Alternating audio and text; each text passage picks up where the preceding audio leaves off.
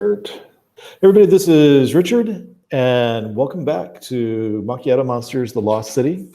I am joined by the four great players I've had for this whole series, and this is our penultimate episode, or penultimate session, and I will let them introduce themselves, starting this week with the gnome Yelnara. My name's Morgan, and I'm playing Yelnara, and she is small, quick to believe pretty much anything. Generally likes to stay out of trouble. She's pretty sneaky. She used to steal things from a magician. Nice. And Dennison, the juggler. Yeah, Dennison is a juggler who's tall, has kind of like got big wavy hair, and is a kind of a showman who finds himself in these dangerous situations, often wondering why he has to end up protecting and fumbling into these to scrape by, and he's venturing into this temple now to because he thinks he has a job to impress someone. He's not exactly sure who he's working for yet. I don't think he's met him. Nice. And Tapay, the kobold. Hi, I'm Zach. I am playing Tapay, the kobold musketeer. Tapay is a short, very small, sort of manic kobold. He is a tomb raider with a heart of gold and a big gun. And yeah. And finally, Pulmia, the geomancer. Yeah, I'm playing Pulmia. She is, as described, a geomancer, and she has this unsettling blonde hair that kind of indicates, that she has some magic. She's been doing a lot of the talking and scheming to try to bring together the alliance of forces against the evil Zargon. Nice. All right. It's often the case with OSR games. We have a party very high in charisma, but strangely low in what Constitution? But survived to this point. We are doing the Lost City. And when we left off, the party had brought all three of the major factions in the Lost City together, or in the pyramid of the Lost City together. They had brought together the Warrior Maidens of Madarua, the Magi of Usamagaras, and the Brothers of Gorm, or the Knights of Gorm. And they were sitting down and meeting each other to talk. For the first time, all three factions committed to restoring the Lost City, which had been buried in an avalanche, and its survivors escaped underground centuries ago, and opposing the evil god Zargon. And the party has brought all three factions together. Give me a little bit about how you guys even got here. You started at the beginning of the first session looking for an archaeologist named Hiram Middlemas. And I can... Well, we were on an expedition to save, or to at least find Middlemas. We're separated from the expedition, went through some terrible weather, until we came across the ziggurat that sits atop this lost city, frozen into some glacial ice. And we sought to find shelter there and found the very dead Middlemas. And so, being completely out of food and needing some shelter, we ventured into the city and started to encounter the 3 different factions that survive the corruption of this civilization by the forces of Zargon. You also met some of Zargon's followers, allies, friends. I don't know. When you're an evil god, which one is the best description? What happened there? And I'm assuming you suspect that Zargon is probably, or they're probably the ones who keep the traps to keep people from getting into the city going. So what happened with the followers of Zargon you met? We found 3 or 4 Zargon cultists who had kidnapped another member of the expedition, a ranger fighter named Messia, and they were going to human sacrifice her. And we put an end to that pretty quickly after talking with the Knights of Gorm and learning about just kind of how bad Zargon and his cronies are. Nice. All right. If you give me one moment, I'm gonna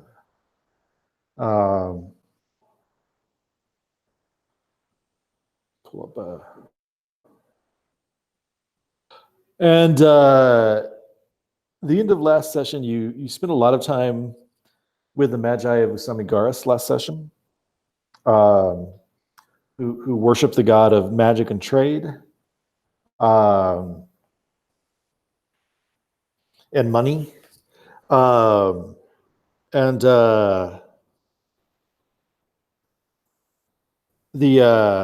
Ariga, the head of the Magi of Usamigaris, was not keen on the 4 of you, or the 5 of you now. Now that you've found Messia, what was the? How were you able to? Canadius, the head of the Brothers of Gorm, seemed to take a near immediate liking to you. But Ariga definitely did not. How did things go down with Ariga?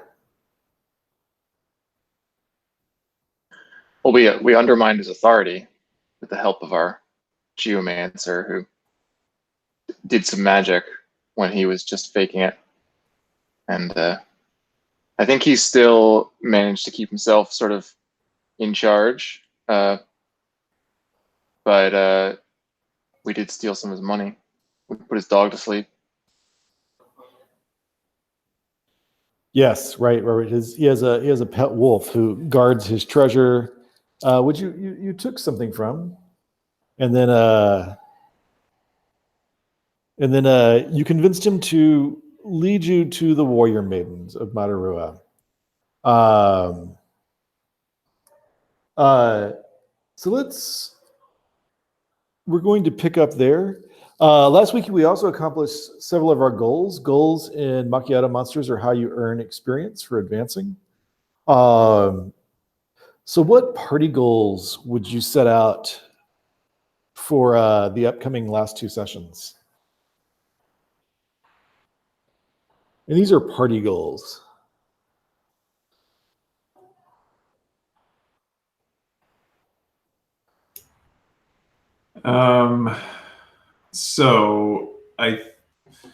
Yeah, that's a very good point. Like, now that we have these groups allied with each other to some degree against Zargon and willing to actually do something, willing to go fight, what are we actually trying to achieve?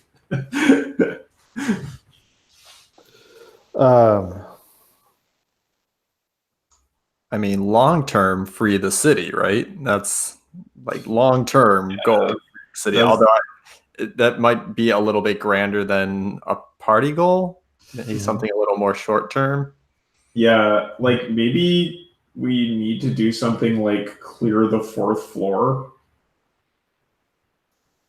Yeah, even if we could make like these whatever where they're currently living like a safe place, like secure it. I don't feel like I have a good sense. Maybe we don't, as characters, of what actually defeating Zargon entails. Mhm. Like, we got everybody together. We're gonna go fight Zargon. Is Zargon just like hanging out down at the bottom of the dungeon and his godly self, or is there like an altar we have to destroy? So maybe it could be figuring out what that entails. So you do know that that the people of the city, so they will tell you that the people of the city routinely round up people in the city to be human sacrifices to Zargon. Priests of Zargon are just never picked by lottery to be sacrificed to Zargon, at least until they get involved in some sort of internal theological dispute with other priests of Zargon. And that people who are not actively worshiping Zargon just seem to come up all the time in the lottery as people who get sacrificed to Zargon. And the sacrifices to Zargon tend to be the younger people with less life experience or older. So experience Brothers of Gorm, experience Warrior Maidens, experience Magi, almost never chosen to be human sacrifices. Are the people of these tiers, the first like 4 floors that we've explored, are they subject to the lottery, or is that only for like the city proper? They're all technically resident in the city proper, but if they can't find you at the time your lottery comes up, they pick the first person in your house they can find. So most of them don't have family in the city by design. So by design, they've sort of like stayed out of the city and sort of stuck to the upper floors, snuck away from their families. They will tell you that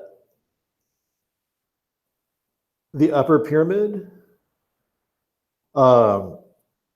where they sort of have their secure spaces, where the priest of Zargon seem to largely leave them alone, despite occasional raids and using the hallways and things like that.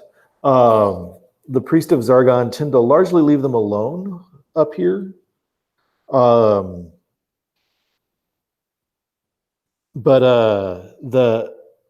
they showed you on the map that you have where on the 5th floor or the 5th level down, you take the tunnel down to the city level itself.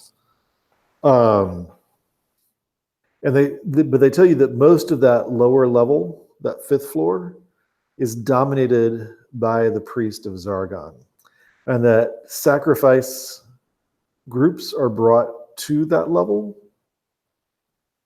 but not brought past that level.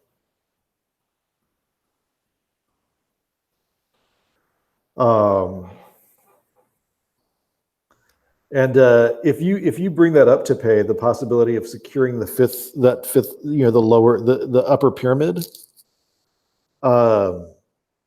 they will. They think that's actually an interesting unifying goal. Yeah, I mean, to be honest, I never really thought we'd ever save the whole city. I was kind of just thinking, you guys seemed like you needed help, so. They think it's an interesting goal. They know there is a priest of Zargon named Marius, who sort of runs things on that 5th level. And when they bring up Marius, everybody sort of turns to look at Canadius and Ariga.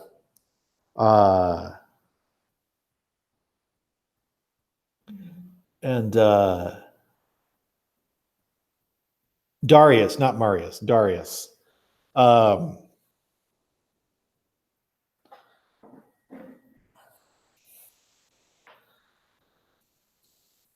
And apparently,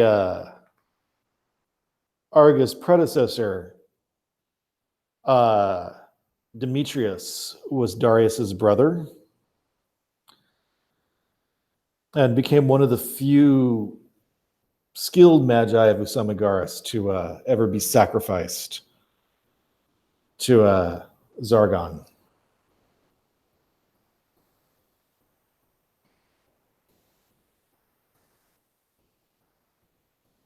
Canadius was Canadius was pretty hush hush about why we shouldn't go down from the 5th floor. Like he was like, you can go into the city, but don't go down. I think it was like room 45, room 19. I don't remember the number. One second. Would Ariga or Pandora be more forthcoming with that information? On your map, you see there are stairs going down from room 48. If you want to take a look at your map, which is in your player folder. For the audience at home who did not watch the first couple of episodes, they were really nice to the Brotherhood of Gorm, who helped them stock up with maps. The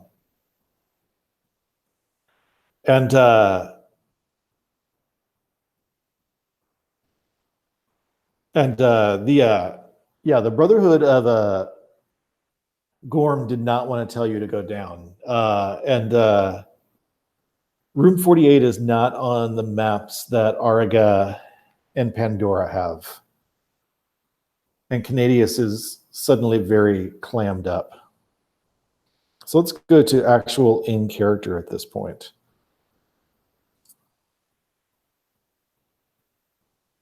And we'll still kind of step out at a few points and take a few break and step into montage mode again. But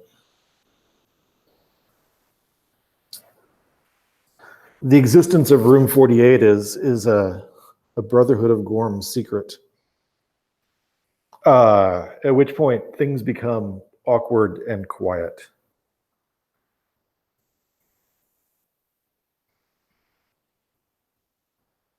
And as things become awkward and quiet, what do you do?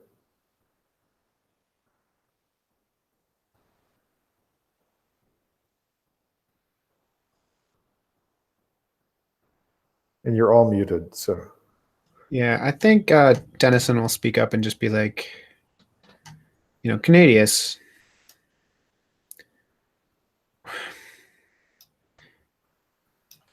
why would you hide this from the other factions? Surely it would benefit all of us, especially now that we are allied for a similar cause, to have this information public. What do you mean to gain from this? Or what is it you're protecting? Just kind of hisses, I'm protecting nothing.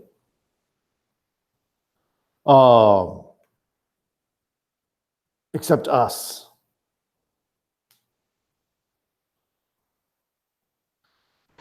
Is the evil down there something that might tempt us? I mean, it's tempt you to do something stupid and go down there. Well, we first have to think about dealing with the 4th floor before we can think about the 5th. I can get you through most of the 4th floor, or one of the brothers can. We all know the way. Yes, but clearing the 4th floor is a different matter than simply traversing it. Everybody sort of, as soon as you say that, Pulmia, everybody looks shocked. It's just like those are the tombs. Tombs of whom? And several people make some sort of, it's either a sacred symbol or a warding symbol. You can't quite tell, Pulmia, unless you want to make me an intelligence check there. I will totally make an intelligence check. Yeah.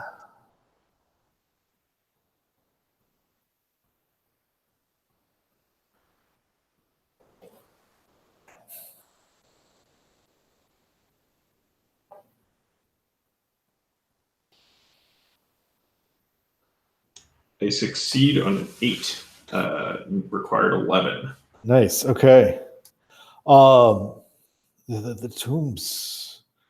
You can tell they this is a reverential sign, much like crossing yourself, or something like that. This is some sort of devotional sign, and it's it's gesturing towards themselves, which sort of gives it away as not a ward. That's not, they're not warding something away. They're doing something devotional. And Pandora looks up and says, "Those are the burial chambers of Zenobia and Alexander.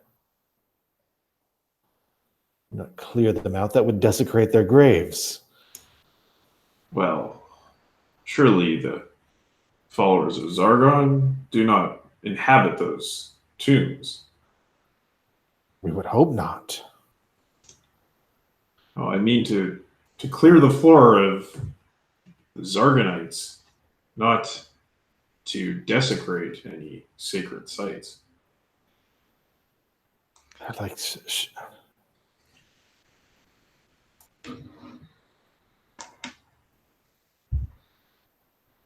they're like, we patrol the halls there.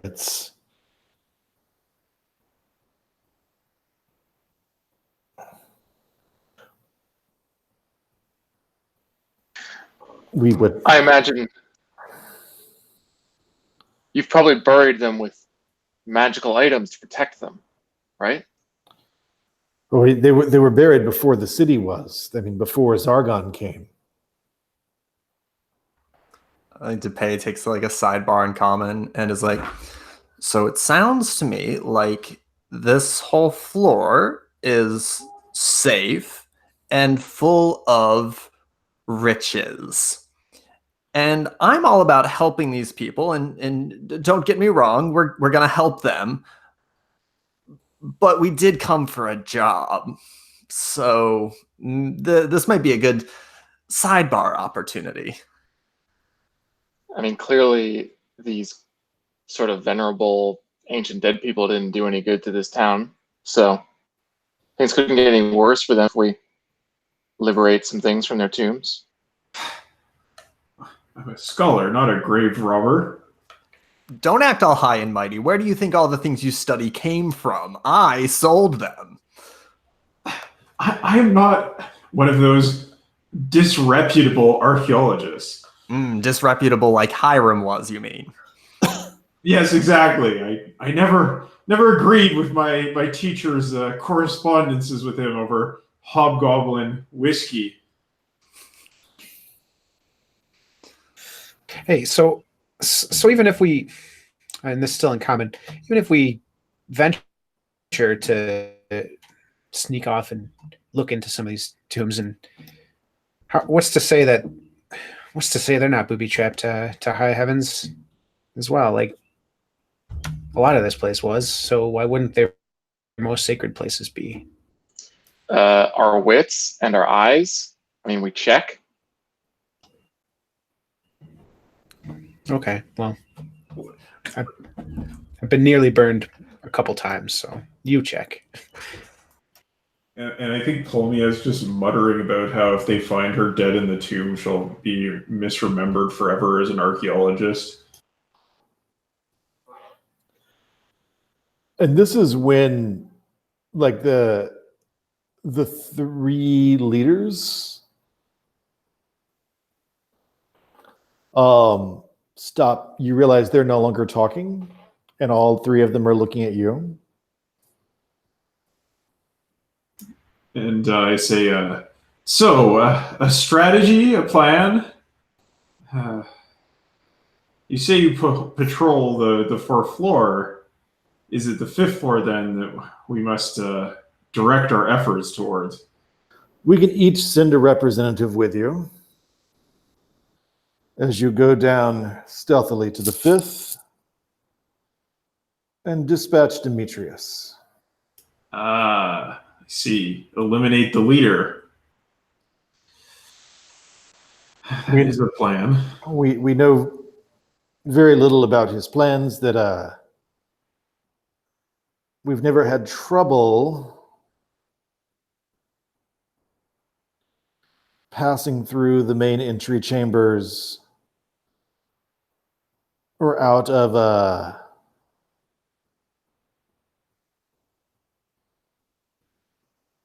the old rooms down to the fifth level, the base of the pyramid. But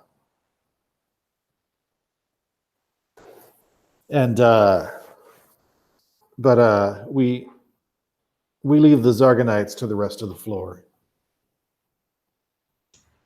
Well, so then we eliminate Darius and subsequently take the floor.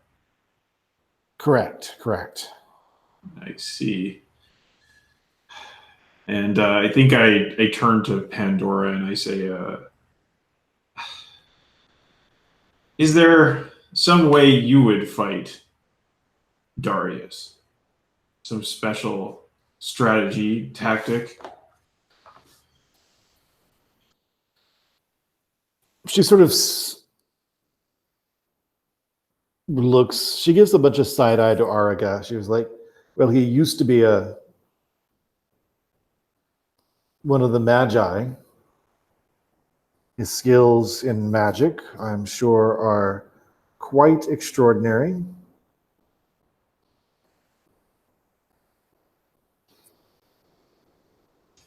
For one of the magi. Of course. And do you have anything we might use to combat these magics?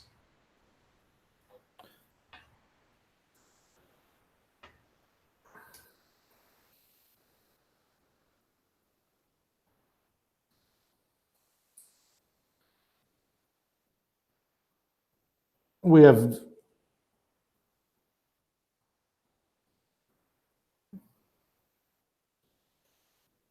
nothing that does not require force. Does that go for Ariga too, or is it worth asking him? He's like, I'm sitting right here. Okay. And no. I mean, it's just, as some people know, giving side-eye to Pulmia, spells are spells.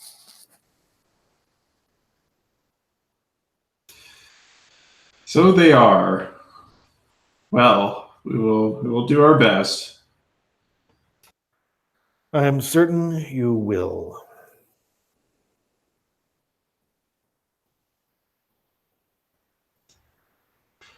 And I think that Pulmia just brushes away her strange blonde hair, try to hide her irritation with Ariga. So they're going to give you a place to stay for the night. I'm going to make sure I get these names into my notes real quick.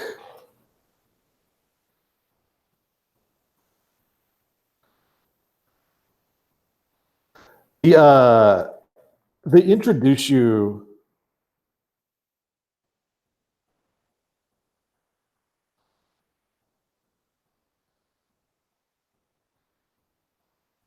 to a member of each of their factions who they say is going to go with you. The brother of Gorm is named Borzu.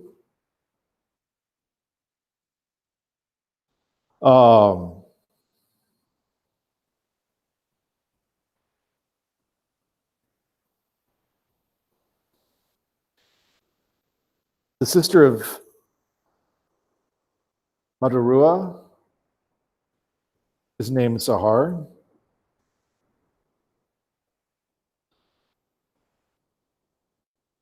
And then the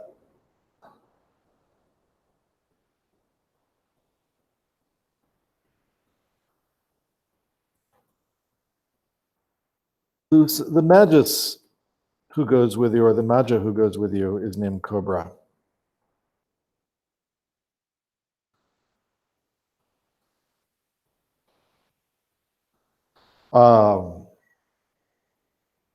Mechanically, we'll do a D6 for Cobra, who seems very young. Pulmia, to you.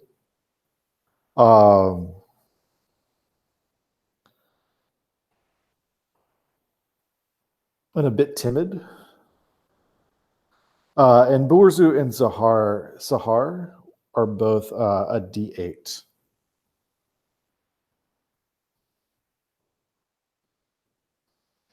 And for the audience at home, this works much like the wrist die. In retainers work much like the wrist die in Macchiato Monsters. Each time you need them to do a thing, they roll their delta die, and they step down their delta die as they go. Messia, as a skilled ranger, is a D12.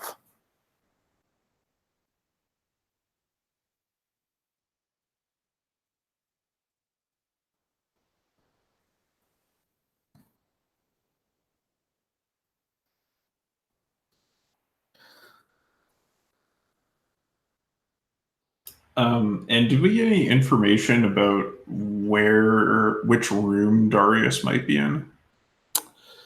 They do tell you that the area off to, if you're looking on that map, you have of level 5. Remember, other than room 48, anything behind a secret door is not really on the map you have.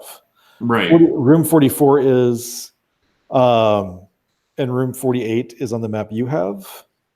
The other things behind secret doors, not so much. However, they point to the area around room 56 and say these tend to be where we find the Zargonites are. I see. And is there anything of note there? Of note? Other than their presence? They seem to have sort of set up a headquarters of sorts there.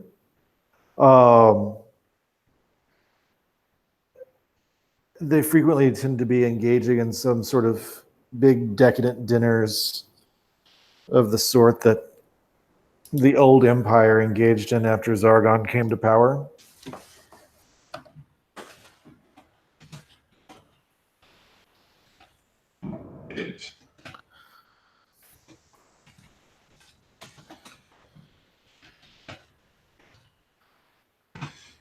Oh. Always playing games, feasting, Terribly assessing the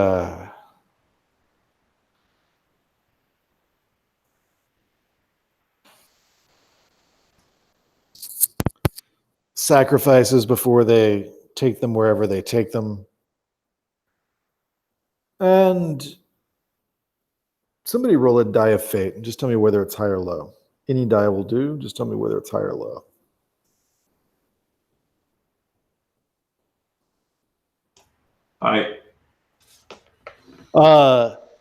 They bring a lot of creatures down from the outside. They look at the feathers you're carrying.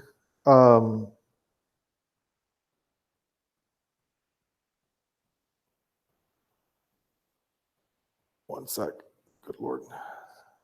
They look at the feathers you're carrying, Yelnara, when they say creature.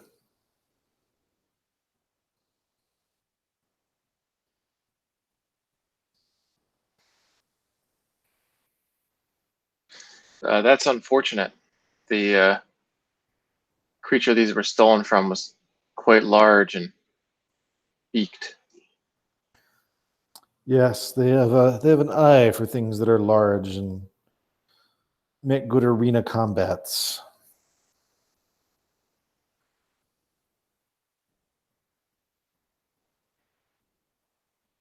Certainly, Sahar could defeat something like that in battle.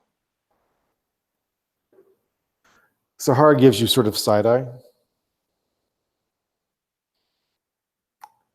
I think Pandora, as Araga and Canadius begin to prepare to leave, so you can, of course, stay here for the evening, and then we will take you down. And they sort of put you in the shrine room of Madarua.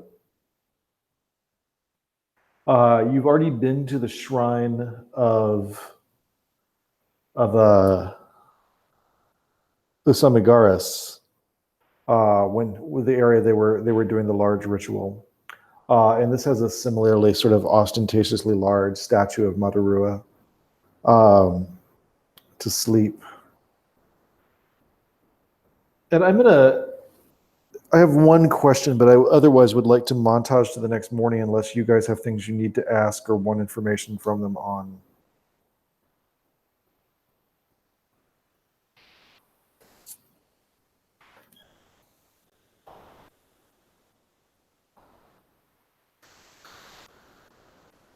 Anything? All right. Tapay, as your comrades lie down for the evening, you have a personal goal. Are you going to pursue it before you take off tomorrow morning? That's an interesting question.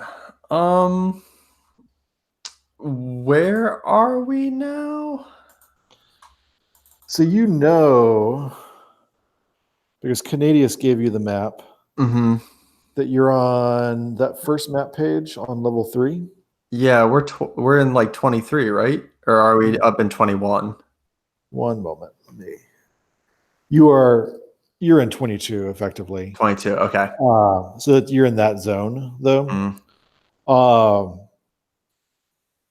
You know that down towards 24 is the direction you need to go. Yeah. If you want to fulfill that goal, are you going to try to fulfill it before tomorrow morning, or are you going to wait until some other time? I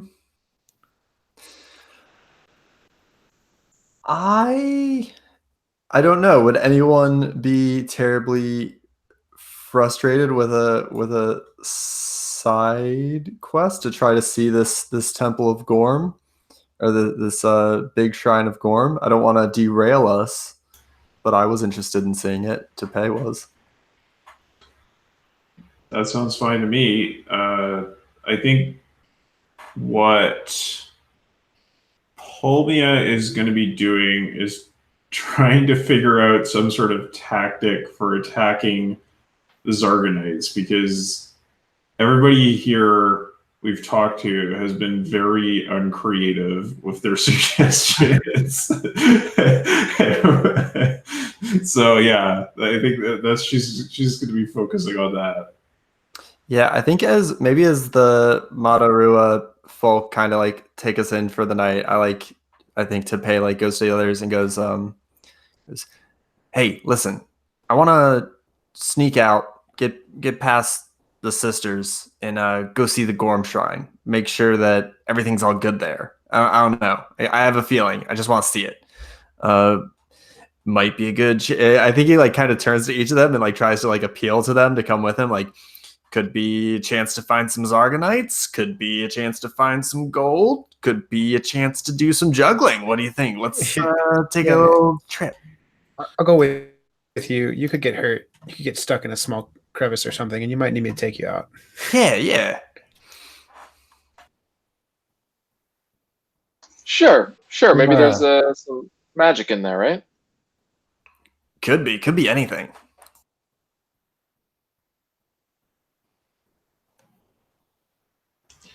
I'm just gonna be. I just need to have a think. I'm just gonna be having a think, right here. You're gonna stay here, Pulmia? You sure? Yeah. I've got to figure some things out. I mean, between me and you, Gorm just isn't exactly, my kind of god.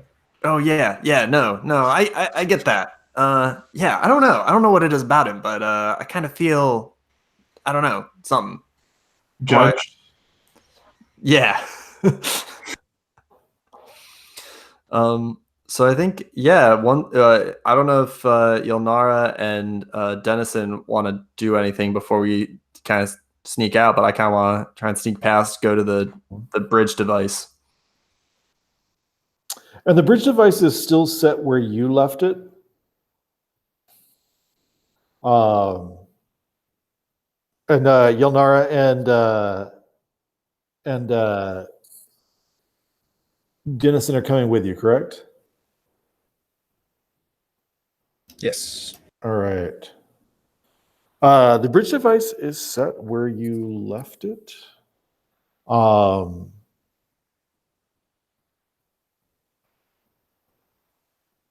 And there is, but now no one's with you who knows how to work it. You know it needs to rotate clockwise just by looking at the map to get to where you want to go. I think Tapay kind of like cracks his knuckles and goes, "Okay, I watched them do this. I know I know how to step back, guys. Watch me make this work." And what would I test to see if I actually did remember? To make a intelligence check at advantage. Oh, okay. If I can, here we go.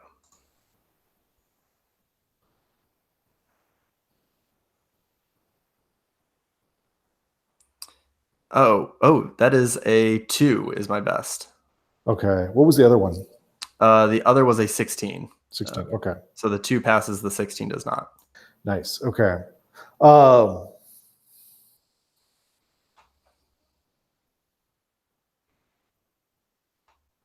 um,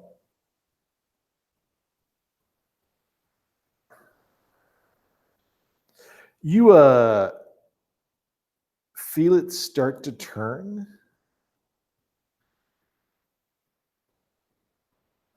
In the clockwise direction. And then you clearly pass where you want to be, but you're able to catch it on the second time around. And there's a dark hallway in front of you. What are you doing for light? There are sconces on the wall, but the torches in those sconces are not lit. The torches in the hallway, the rotating hallway, are lit. What are you doing for light as you head off down that hallway?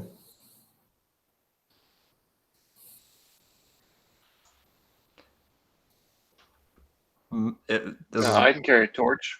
You sure, Yelnara? I mean, I'd rather somebody else carried it, but nobody's volunteering, so here I am holding a torch. What does Yelnara wield again? Does she need both hands? I mean, she wields a sling, but mostly she wields a running away. All right, that sounds fine, Yelnara. Just don't take off on us, please. I'll drop the torch for you if I got to cut and run. That's all I ask. All right. So Yelnara is holding that torch, and you guys are walking down the hall, much like it shows you on the map. It bends, and then there is a soft blue light, kind of crackling with a zapping sound along the edges of this big iron door. And the words, by the authority of Gorm. Tapay, you can read those words on the large iron door. And there is a symbol of Gorm.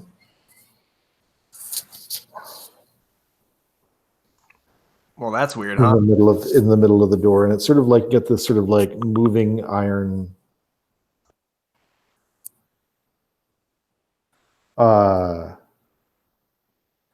Moving iron, or moving sort of blue light, sort of with a crackling, zapping sound coming off of it.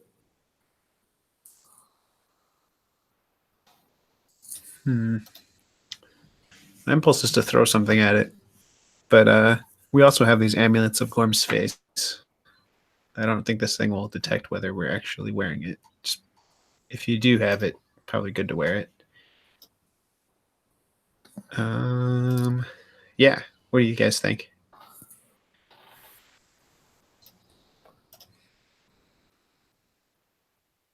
I need you to tell me what you're saying out loud and what you're not saying out loud in this. Yeah, no, I'm pulling out the amulet and being like, hey, you guys have these, don't you? Let's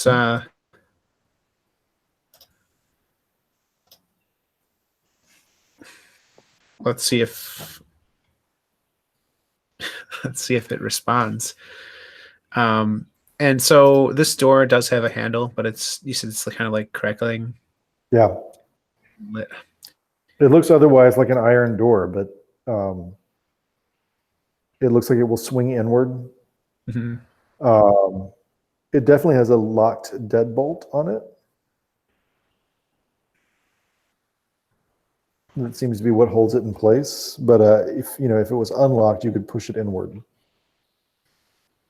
But there's also a sparking blue light coming off of it. I don't know. I have no way of opening this since it's locked, unless we can somehow bash it open. But I feel like that's going to end poorly. Yeah, I think Tapay does take Denison's advice and like puts on the charm and then like walks up to the door and like reaches for the handle. And if it still sparks, like when he's like 6 inches away, he's just like, no. Yeah, the words in that cuneiform script spark heavily as soon as your hand gets about 6 inches away.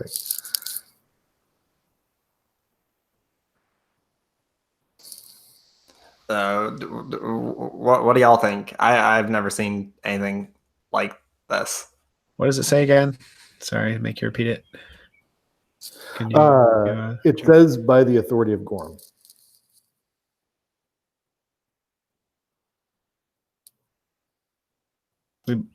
This room might need like Canadius or something. I don't know. It might need someone with power.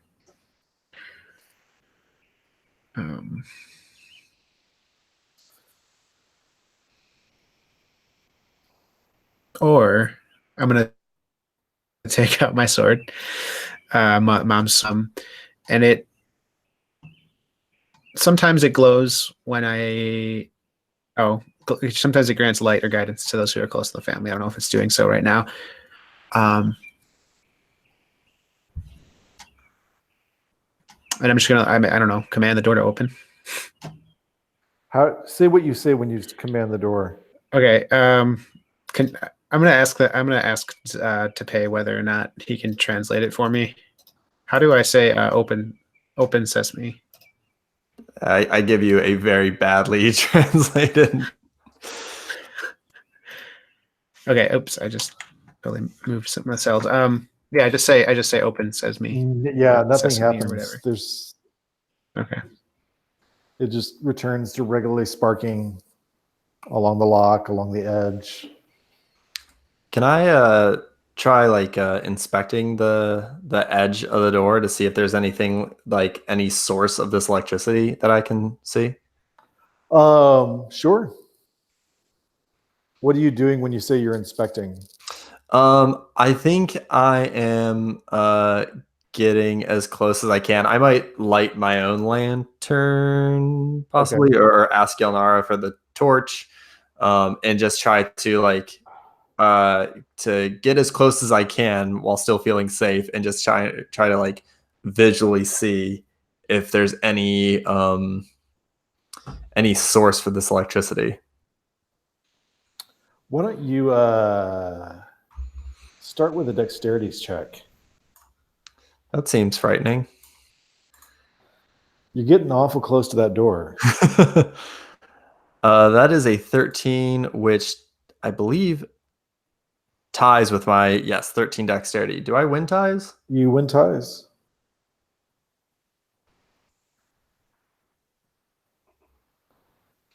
If this were white hack, that would be a critical success. Ooh.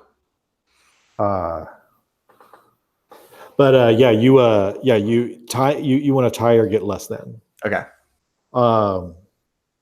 So you're able to sort of get up there. Why don't you make a wisdom check? All right.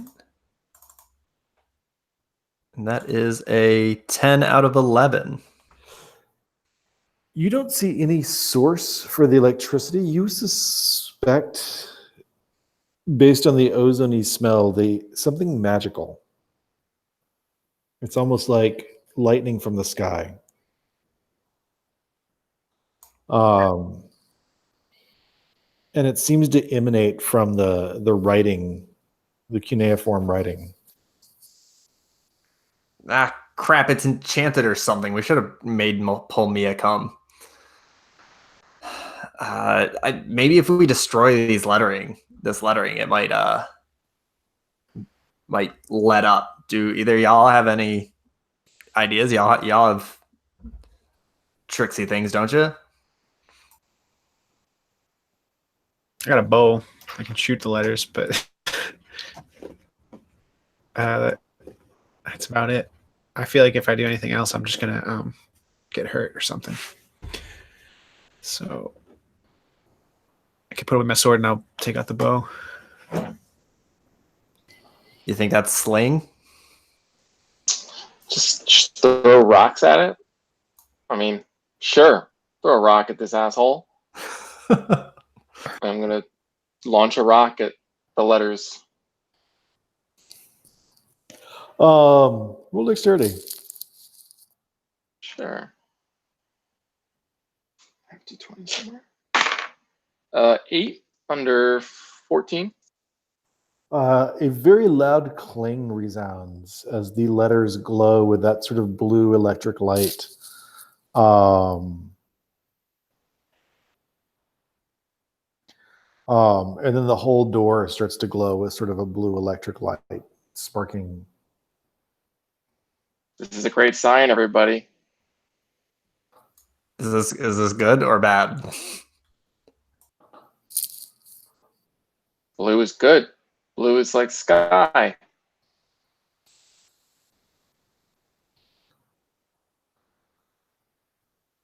Somebody else should touch it. Somebody else should. I might, I don't know, not touch it, but shoot it. I don't know. I feel like we're not going to get much out of this. Roll under dexterity. Okay.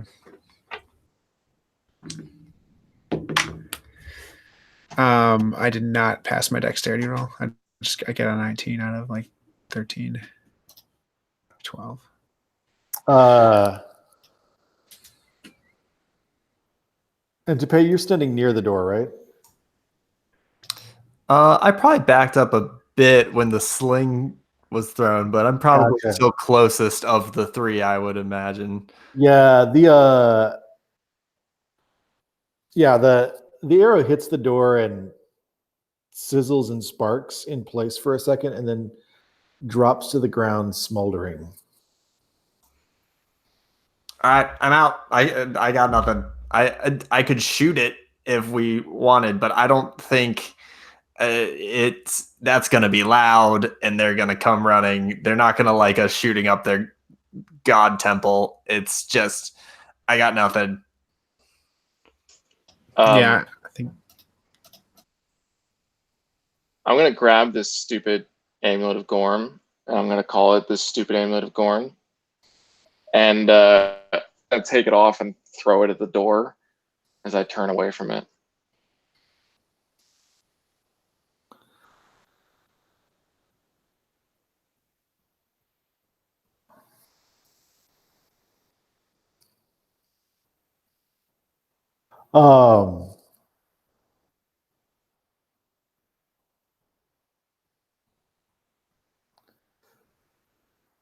And as you do that,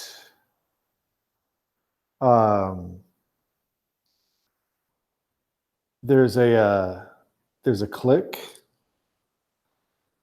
and the sparking stops, and the torches in the hallway begin to glow with like a soft blue light, and the door sort of swings ajar. Stupid, dumb lightning god. Just can't believe we're down here. Gonna go back home to wizard sword maidens. Hey, Wait. come back. Yeah, Yelnara, like it's open. Quick, let's get in. Oh, Yeah, Tapay runs through. Yeah, I'll run through as well. great. Yeah, Yelnara will come right behind them. Yeah, you're gonna have to kind of shoulder the door the rest of the way open. It's pretty heavy, but not sparking anymore.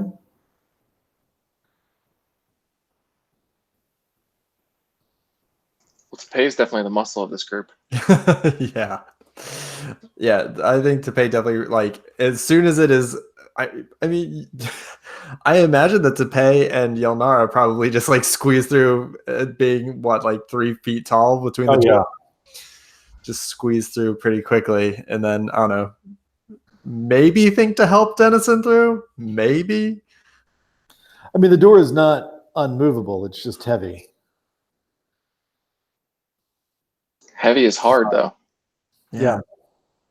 But yeah, help, like once you're through, push the door open a little bit, help Dennison get in. It occurs to you this has to be a door that is actively shut, and there is no way to actively shut it from the outside.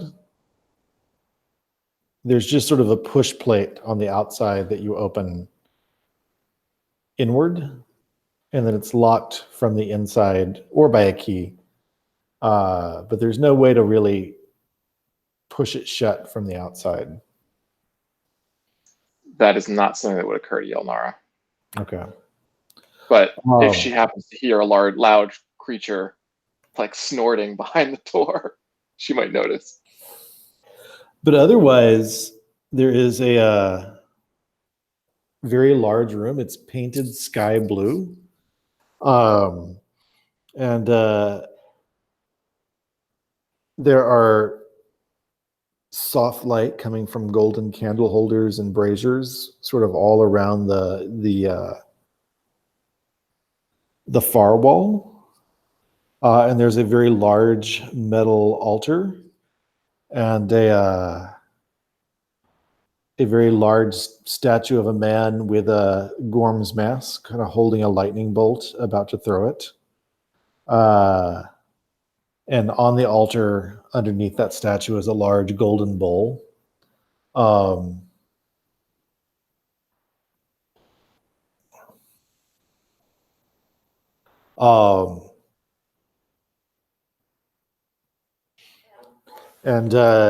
it's Tapay. It's gorgeous. And everything in here seems to be made of gold and is very, very large. The statue, the bowl.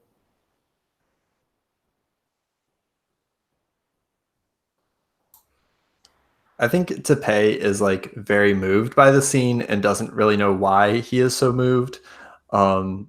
He just is. And so I think he goes up to the shrine to like get a better look at it and try to maybe fumble through paying his respects in whatever way he can. Tell me how you sort of pay your respects. I think Tapay goes up to the statue, and I think he like turns to Dennison, and Yelnara is like, he's like, looks like we're clear. Do whatever you want, and then goes up to the statue, and like looks up at it, and is like, I've seen plenty of you, but I don't know. This is kind of different, I think.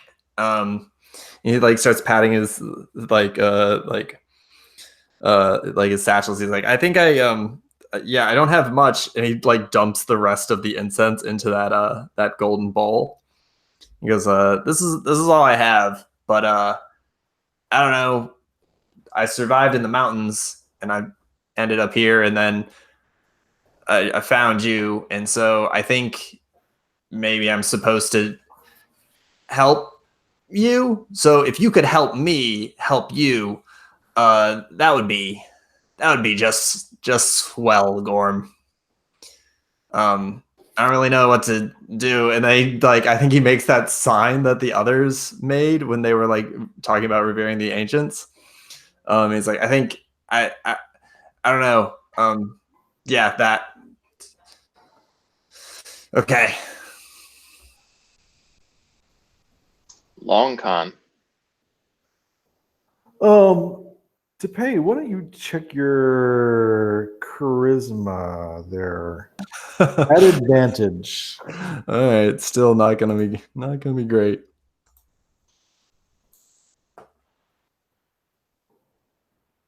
That was a 9 and 10, both of which I think fail. All right. Yeah. The room seems to sort of smell nice. And then there's just sort of a long silence. And then kind of a longer silence.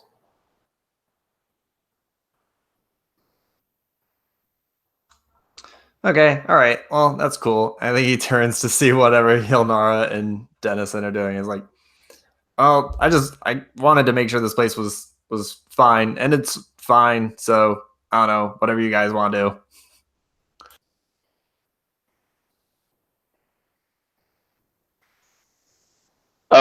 Are there any signs of any, like, I think Yelnara is just going to try and do a search for any compartments that might be holding something a little smaller. Like the bowl is very large, right? There's nothing in here Right. that be carted off. So yeah, she just wants to like tap around. Where are you tapping? She's gonna tap on everything. She's gonna tap definitely around the altar. Mhm. It's probably gonna be the main area, so around the altar and the statue. Yeah.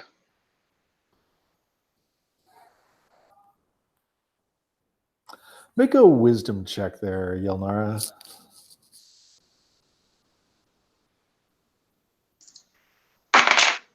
11 under 12.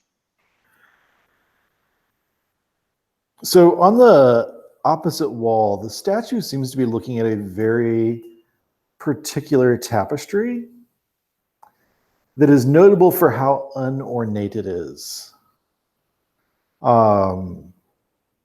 It's just sort of a cheaply done replica of the statue itself, kind of embroidered onto the tapestry.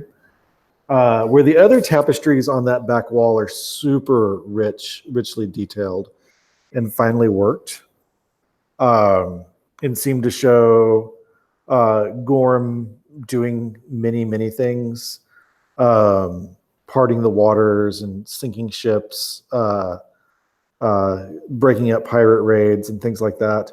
And you can also see Madarua and Usami Garas in these tapestries, but they're always shown smaller than Gorm.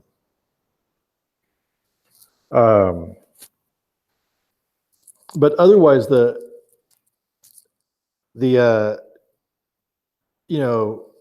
Gorm leading troops into battle, Gorm striking pirates with lightning bolts from the sea, Gorm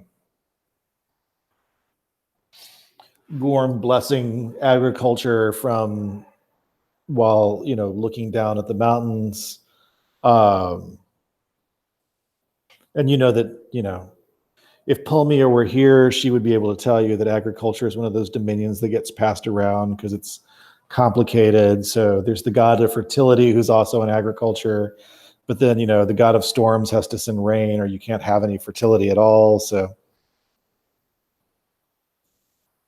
and then money's always involved, and agriculture is everybody's responsibility. So Gorm blessing the fields with rain. Gorm giving people lightning as light. Lots of pretty standard myths that Gorm seems to be at the center of in these tapestries. But then the one that the statue is very pointedly looking at Yelnara is really poorly detailed and poorly made. And it just seems to be a copy of the statue, or Gorm standing in the same position as the end of the statue. I kind of like I like this one. I think it's nicer than the others. Maybe take it home. It just kind of feels like something I could do. All right. Then it's Denison's cue. He's gonna jump up and try to take it down. Denison, as soon as you start to move the tapestry, you note there is a small door kind of hidden behind that tapestry. Oh, okay. What's this? Is it easily opened? Does it have like a handle and everything? Yeah, it's okay. Hey, check this out. Just a small. You still want the tapestry? I mean, so far it's the only nice thing in here. It's also I could keep working on it. Bigger than it's significantly bigger than Denison. It'd be like rolling up a carpet the size of like a small room. Yeah. Okay. It might be good. It might be useful if you want to hide a body. Yeah. We'll come to that. Okay. Well, yeah. If it comes to that, well, we know what we have. We know we have this. Okay. Well, let's check and see what's in the room. I think Denison will head off that. Look up Tapay. Why don't you make a wisdom check again? In fact, all of you can make a wisdom check. I pass with a 4 out of 11. And Denison passes with an 8 out of 9. 8 out of 9. Yelnara gets a 1 out of 12. I think all three of you realize that you're immediately under Canadius's sort of bedroom bunk office. So there's not much of a mystery where the ladder on the other side of this door goes up to.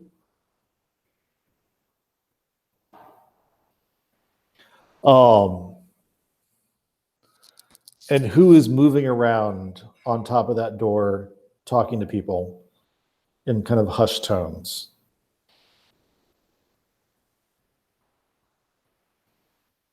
Oh, definitely want to spy on them.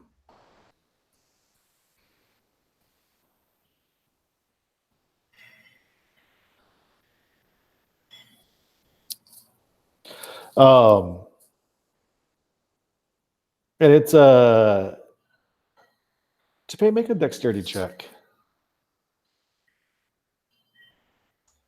Is this to like listen in without being noticed? Yeah, since you do have to kind of go up a ladder and.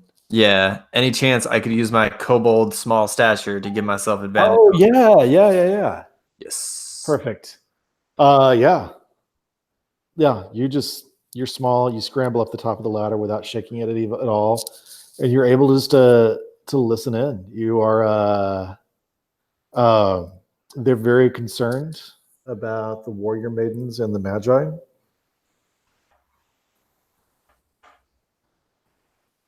It's pretty normal stuff, just like they're specifically worried about Auriga, and what he's up to.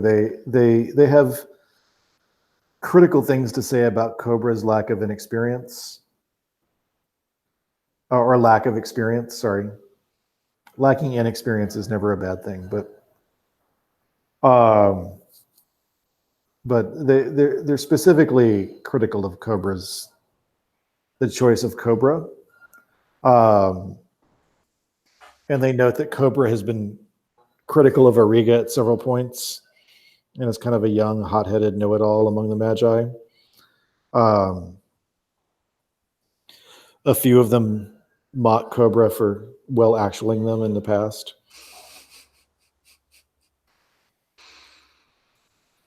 And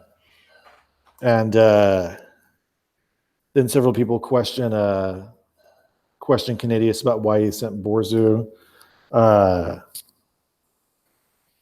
And he gives some simple excuses for sending someone as young as Borzu.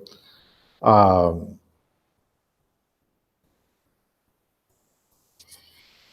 there's some speculation that Auriga sent Cobra specifically so he doesn't expect you to succeed. And he doesn't want to risk anybody he likes. And it gives him a good chance to potentially get rid of somebody he doesn't like.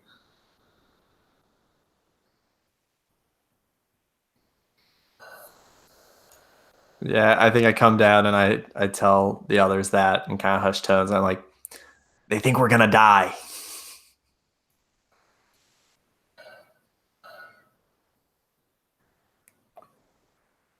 Anything else you're going to do in this room?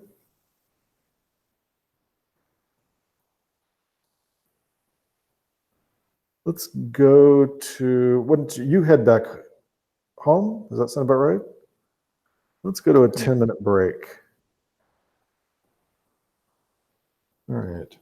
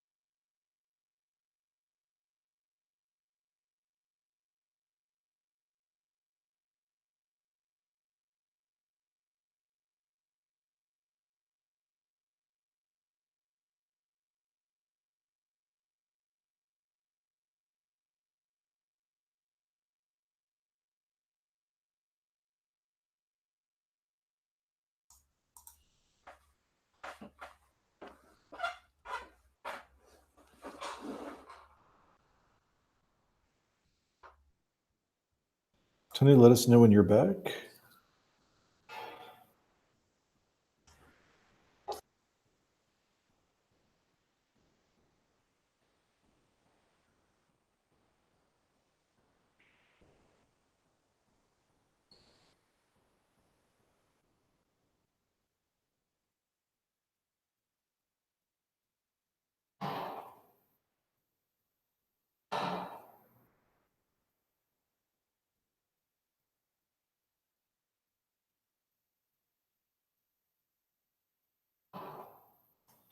Oh, Tapay, before I forget, you have a D6 of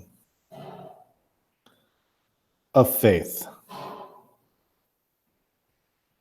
And you can find out how faith works on page 32 Okay. for non-spellcasters. Interesting. The charisma check was to see if you'd get more, but Ah.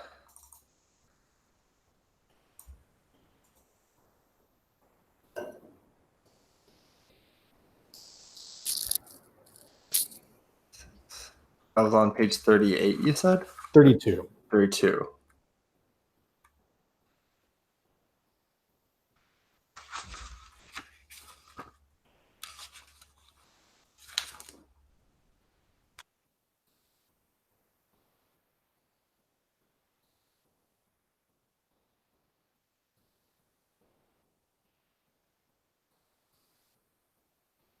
Well, Tony, let us know when you're back.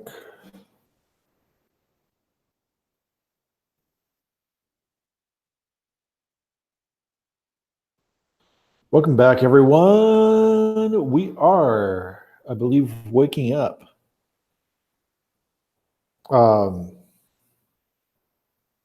As Borzu, Sahar, and Cobra are ready to go. And they take you to, they use the rotating hallway. They take you just so that you can follow along on the map.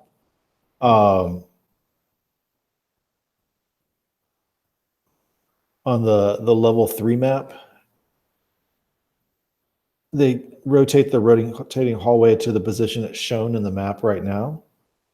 And they go to the right. Before we leave, I did want to ask about something.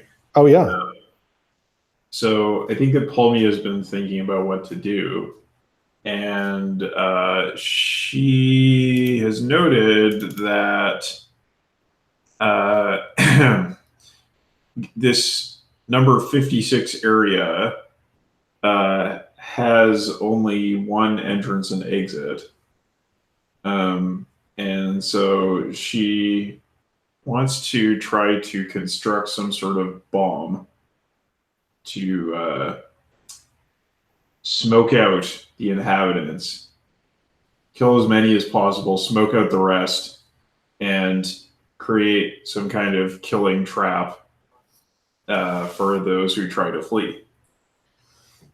Because assassinate the leader is a good idea, but, you know, we might need to think about step B, step C, step E, D before getting to step E of kill the leader.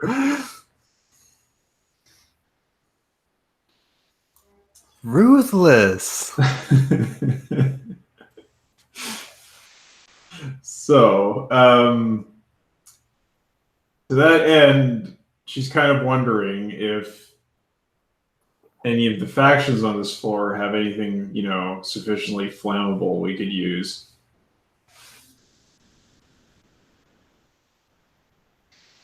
Factions on this floor have.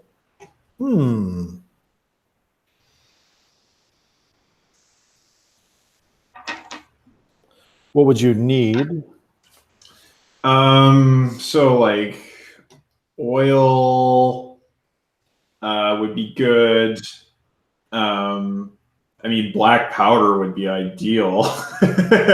We've got one gun, but we could use a lot more black powder. Everybody wearing a mask with fair skin looks at you very blankly, even through the eye holes of their mask when you say black powder. Yeah, it's like, it's a strange invention of other lands. And they're just like, dust? You want dust? No, it's more. It is a dust of a sort, but very explosive. They all look at each other and look back at you, and one of them is like, we can get you some extra vials of oil. Okay, that would help. That would certainly help. They will give you 2. No, let's just say they give you 4 extra vials of oil. All right. This is like, That's a D6 vial of oil. sure. And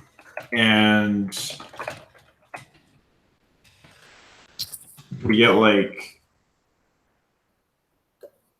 flint or something to start a fire. Oh yeah, definitely. I'm assuming you guys had something like that. Sure. Cool. Since you've been lighting torches and lanterns the whole way, so. So is this oil we get like fairly flammable? Oh yeah. This is basic D&D flammable oil. Oh, awesome. Okay. So I think Pulmia wants to like sort of, lead an effort here to make some Molotov cocktails that we can use to attack the Zargonites. Like you want extra strips of cloth? Cloth, bottles. Well, that would do. You've got enough to put together 4 of those. All right.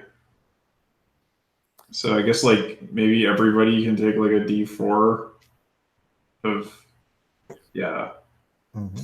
like oil bomb or something. Each one is a D6. Oh, nice. D6 oil bomb. Okay.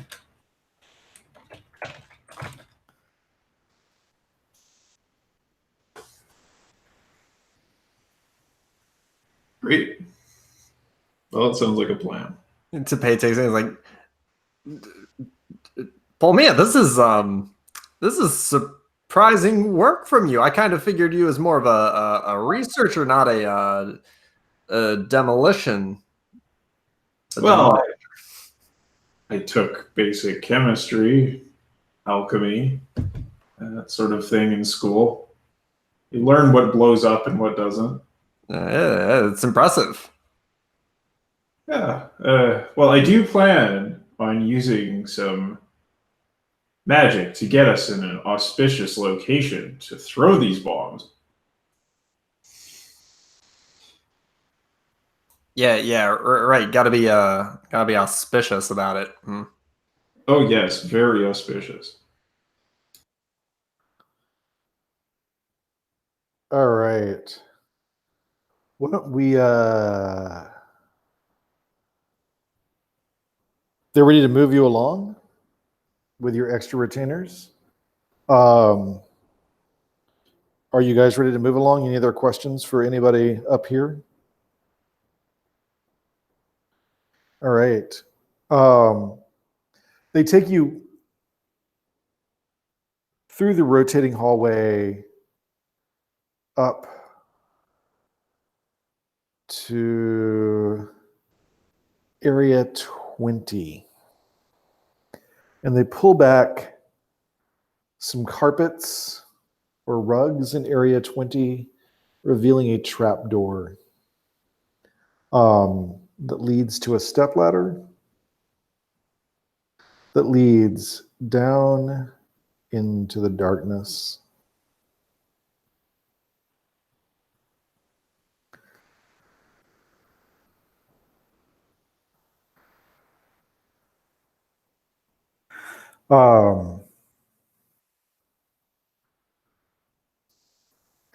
And who you have holding lanterns for this sort of trip down into the darkness? Dennison doesn't have a lantern, so he lost his. I think I still have mine, so I'll use mine. And then you have three associates in addition to Messia. Yeah, I might give mine to Messia. Sorry, Messia. Or Messia, whoever. Her.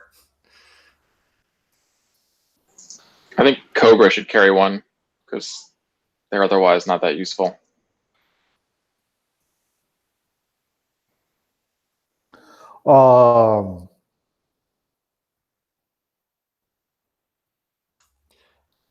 You said Cobra was very young, right? How young are we talking?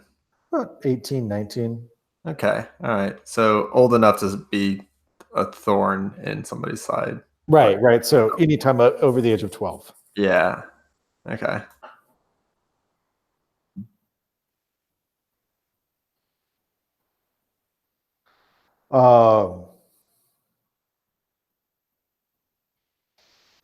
And so you want Cobra to carry a torch and Pulmia is carrying a lantern?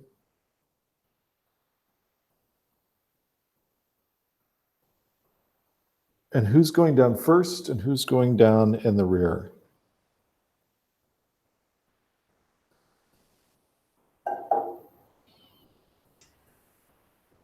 I think I'll go like towards the rear of the party.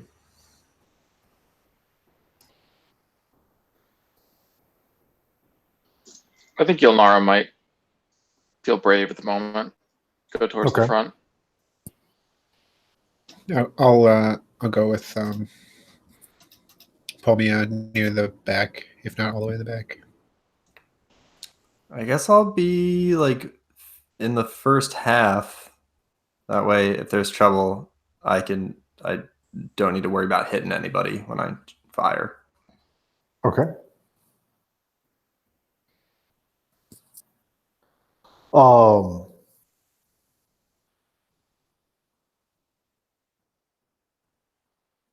And where are you putting your Messia and your three associates? Messia and your three associates, sorry.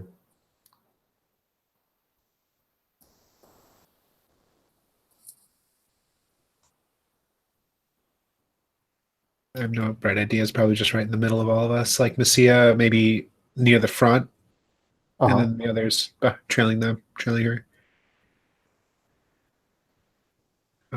Specifically, I mean, we can just do it in the order that they're written down. So, like, Cobra in the farthest back, so Messia, Borzu, Sahar, Cobra. Okay. All right.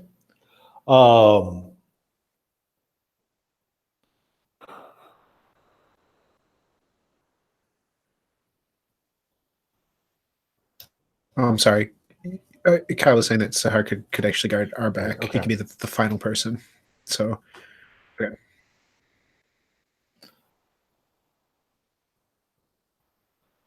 All right.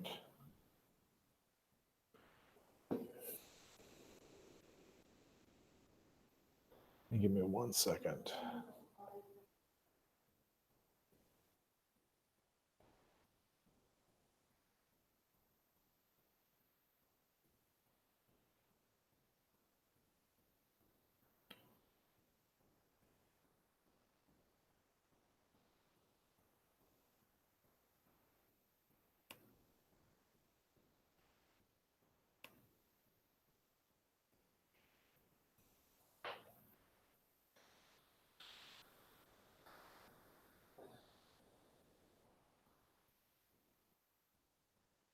And I think that one thing they would have told you is to hide your holy symbols. And you saw the three associates take off their sort of divine mask and sort of replace them with just more basic animal mask with beaks or something like that. And sorry for the vacuum cleaner sound in the background. Cobra's I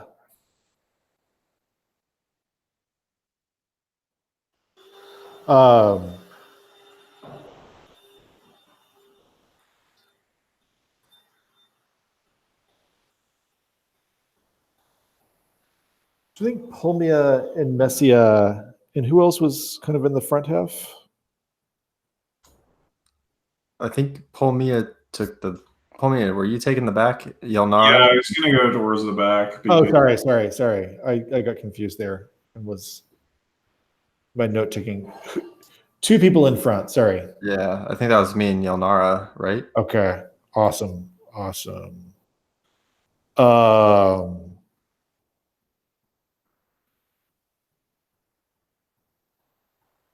So you two get down the stairs.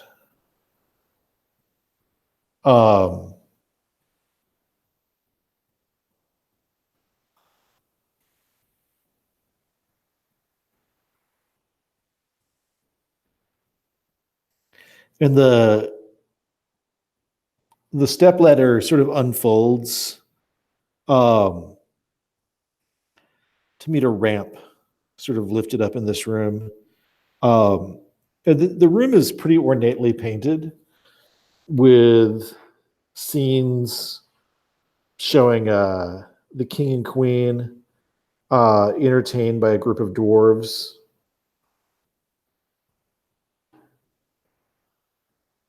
And there's a small coffin in each corner of the room. Sorry. In a niche along the east wall is a small coffin. In each corner of the room is a large brass jar.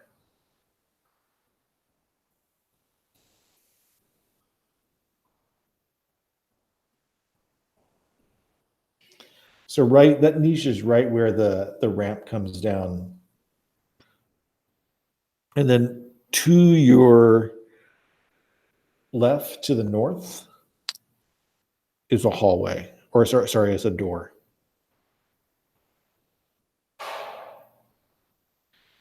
There are 4 big brass jars in the room in the little niche. Is this room? Do we know which room number this is on the map? I'll go ahead and just tell you it's 38.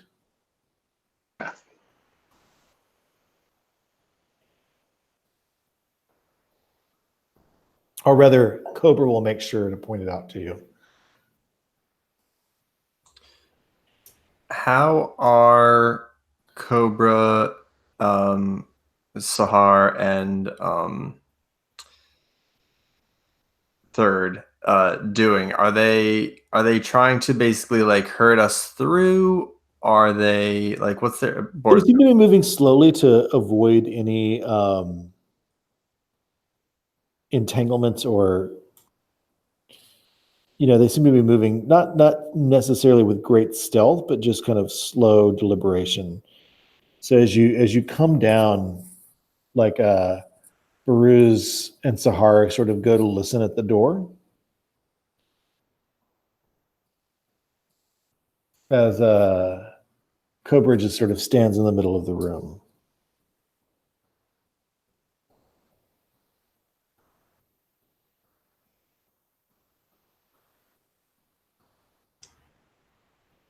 Is there anything we should take care of here? Or are we just being cautious? Are you asking Cobra? Yeah. Well, it's just the standard way out, actually.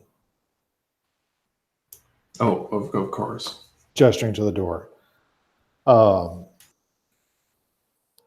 And Baruz and Sahara look back at you like, are you guys ready?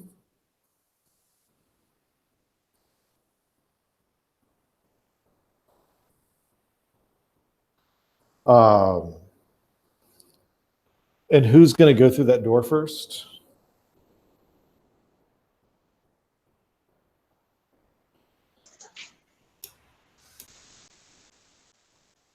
I think Yelnara might try and sneak around the corner. Is the door going to swing in such a way that she can see down the hallway before she? Yeah, it'll open into the room, so you can come out of it pretty quickly. You can tell there's torches and sconces on the wall from inside the door. And Sahara is sort of making gestures at you that just like go left, then straight. Let's do this thing.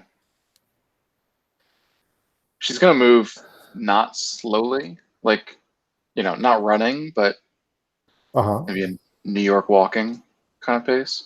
Yeah. Yelnara, make a dexterity check. Excellent. Does her light-fingeredness have any impact on the success of this dexterity check? No, I think yeah, let's give you an advantage on that.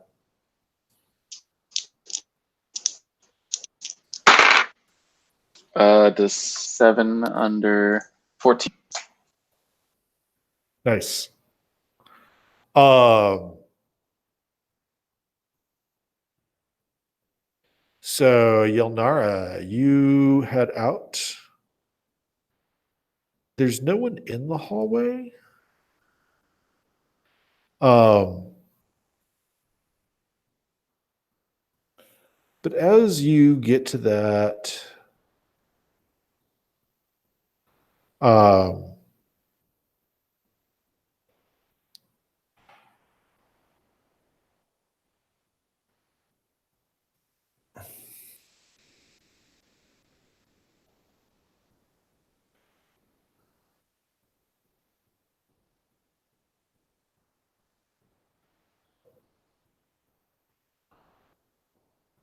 second intersection,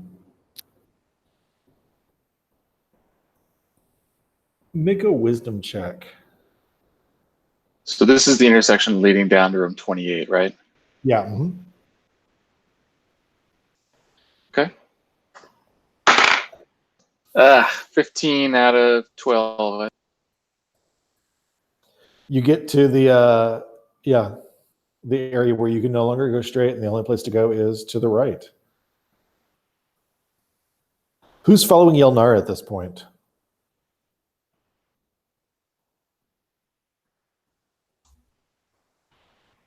I think I'm up there.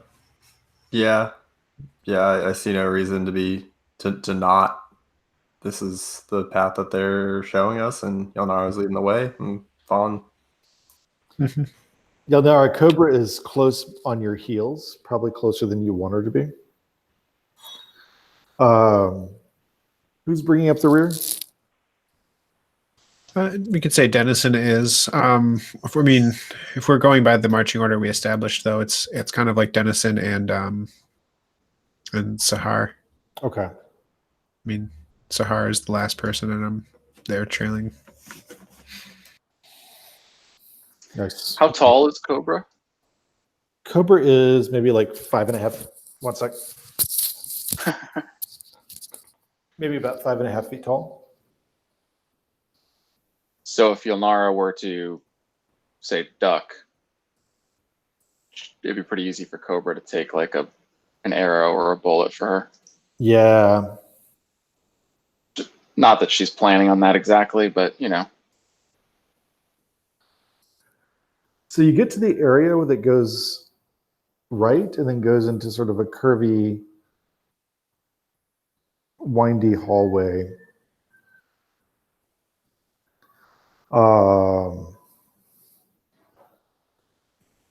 Anything you're doing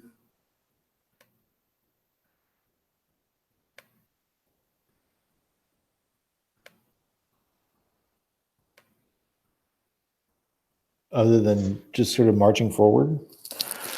Yeah, just following the outlines, the path. Unless there's like a gigantic signpost or pit in the ground. What are you doing to look for pits in the ground? I mean, I'm close to the ground. Okay. But I mean, I'm not. She's not like moving really carefully and checking the ground. She's just sort of your standard kind of awareness. She's not a space cadet. And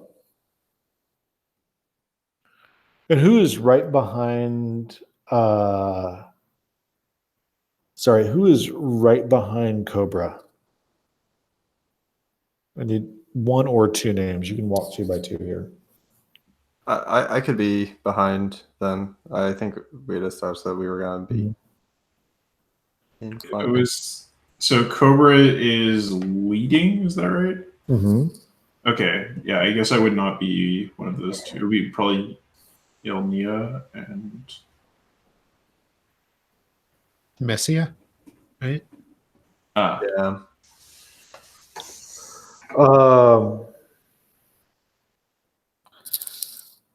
Tapay and Yelnara, I'd like you both to make wisdom checks. You might even call these wisdom saving throws. Not to add to anxiety for anybody.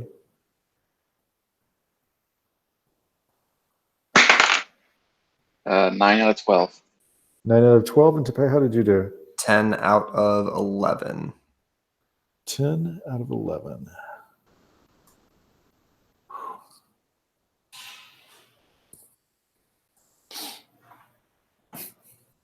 So, one second.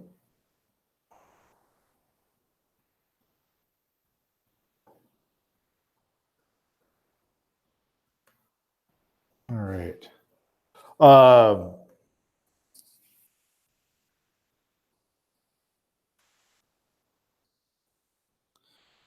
Yelnara and Tapay. Yelnara, you see it first. There is someone standing in front of you. And then you realize it's 2 people standing in front of you.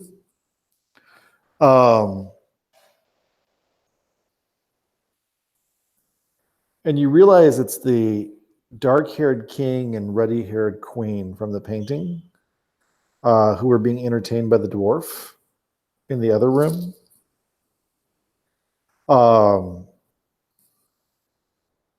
And that's when Cobra lets out a scream and starts to run backwards down the hallway, trying to get past people.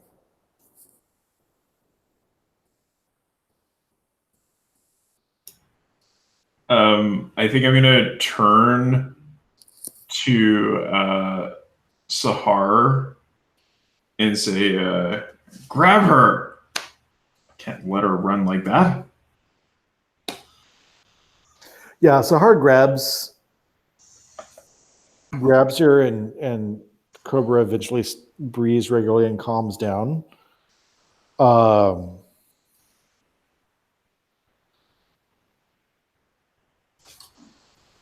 So are these the figures just these aren't stand there. statues? No, they're translucent. You'd swear their eyes were following you. Okay, so they sort of like, are they otherwise motionless? Right now, Yeah.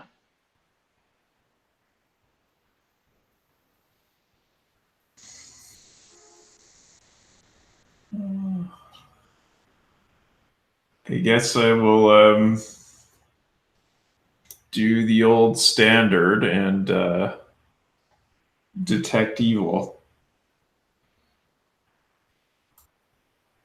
do you want to take the hit points off for that? I don't think you...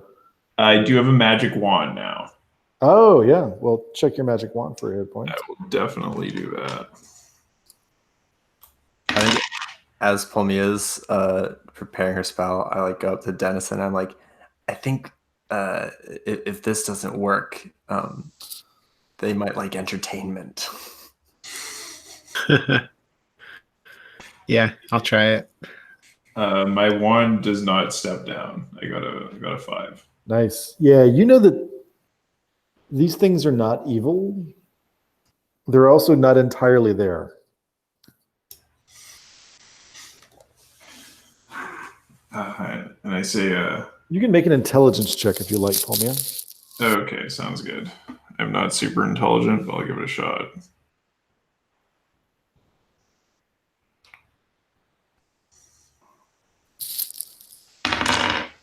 Oh, I passed with an 8. Nice. Yeah, you're pretty sure these are only fragments of souls. Almost more like memories.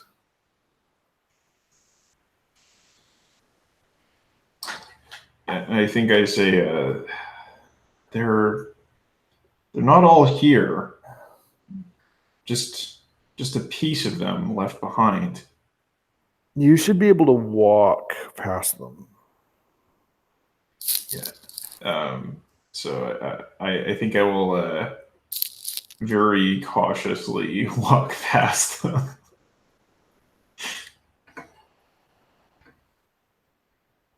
And they're not even cold. It's not even like a haunting. As you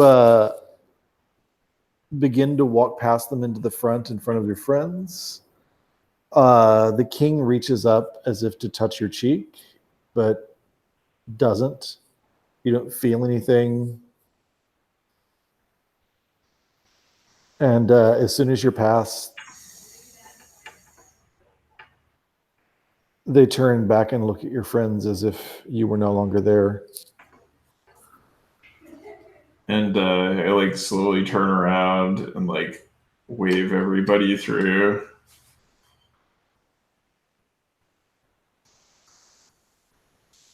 Yeah, I guess we do it. I mean, I'll make sure that no one else has any second, make sure that morale is there. I'm going to kind of check in with folks and be like, come on, let's go. Make sure no one else is thinking of running away. It takes Sahar a minute to get Cobra calmed down, but eventually just sort of kind of half drags, half cajoles Cobra through. And Cobra's clearly shaken, but everybody else is through, I think.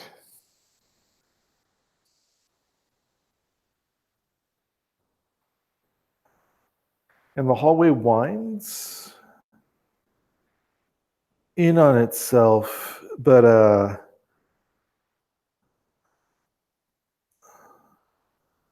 Borzu points you to a place in the wall that is a secret door. In fact, I think that secret door would be on your map, as incomplete as your map is, of this level, because you have to find it to get back to where you want to go.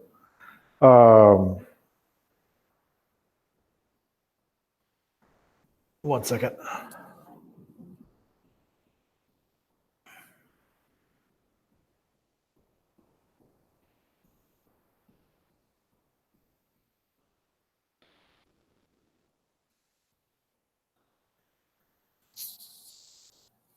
And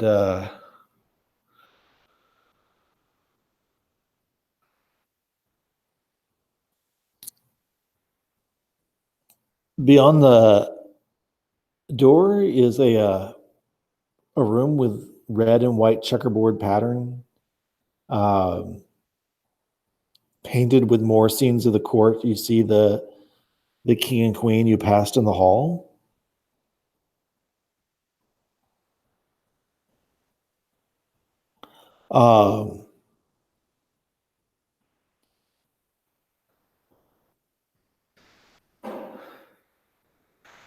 And Borzu sort of motions you across to another unmarked secret door,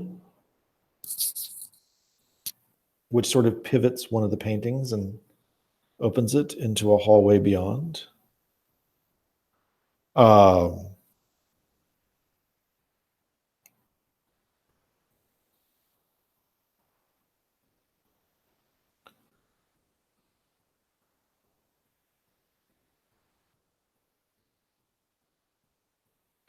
And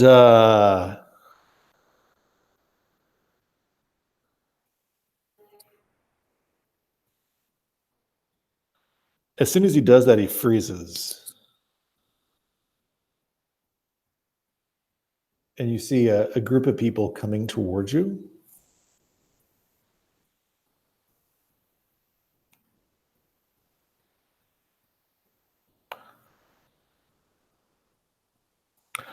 Led by a woman named Arazu. I don't know how you know her name, but her name is Arazu. And she waves at you.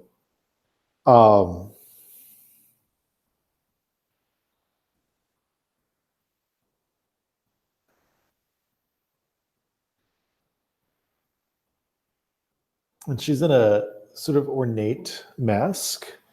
And she gestures towards you and ask if you're lost. Can we get more detail on the ornate mask? It definitely has sort of the arms and tentacles coming off of it.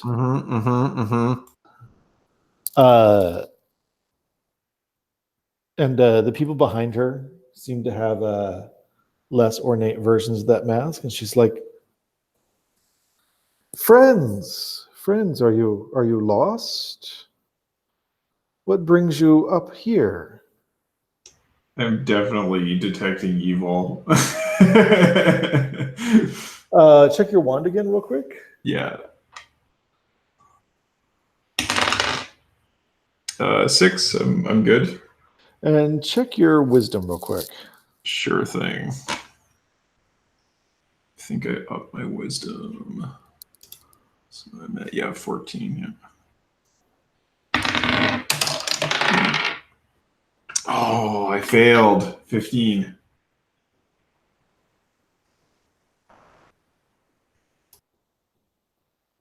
And Pulmia, you had moved into the lead because you had moved past everyone and we're kind of leading people past the ghost. And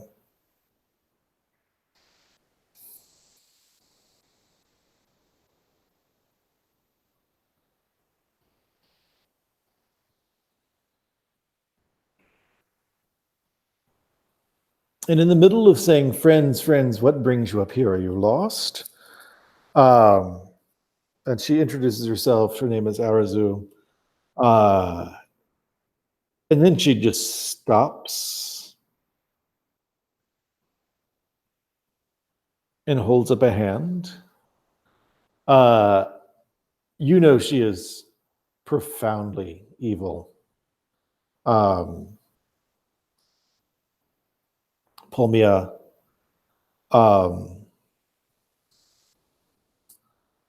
and she gestures to you and she says, like, you are clearly a stranger, for you do not understand how to treat people politely and with trust. I am disappointed.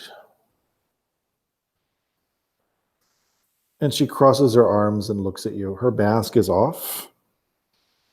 She's a mature woman, fair skin and fair hair, much like very, very, not fair, pale skin and pale hair, much like most other people you've met down here. And the crowd behind her begins to get very nervous. And you can see that she has a dagger on her belt. It's like, I fear I shall have to teach you some manners. Is that correct?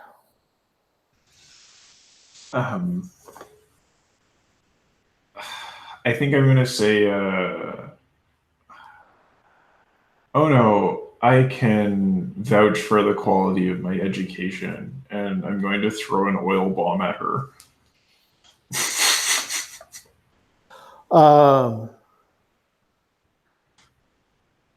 Pulmia, make a dexterity check. Sure thing. Moment. I'm so bad at decks. Okay.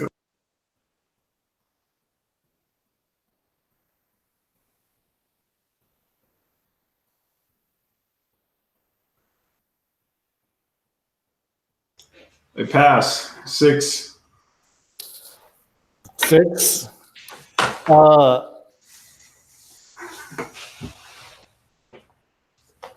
Roll a d6 Mm-hmm. and tell me how you do. 4.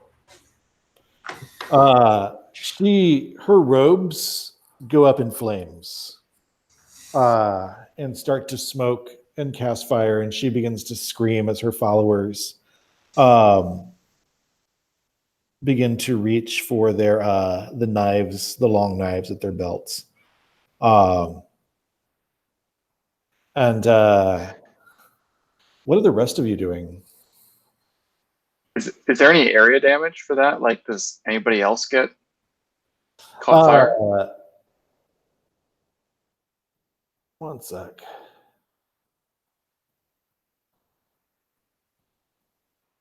Yeah, you are in a narrow, just to paint the picture, you are in a fairly narrow hallway.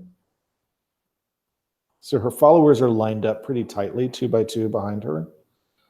But let's check and see about those followers behind her. Both of whom sort of stand back as soon as you do, Pulmia, sort of pushing back into the people behind them. And don't get splashed with the burning oil in any sort of meaningful way. But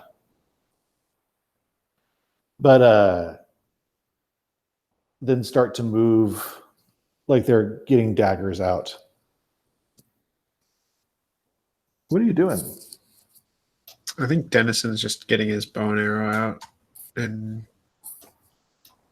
working his way up towards where it would be safe to take a couple of shots over beyond. This first round, it's not very difficult to do that. So you've got a little space between the two groups. So why don't you make a dexterity check, Dennison? Okay, and I have 2 ranged, so should I do that twice? No, you're going to deal damage range? Twice. No. Okay. The basic Macchiato Monster rules is you make 1 check per round. Cool.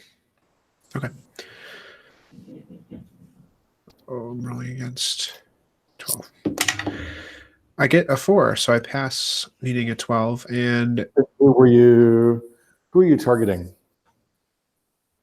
I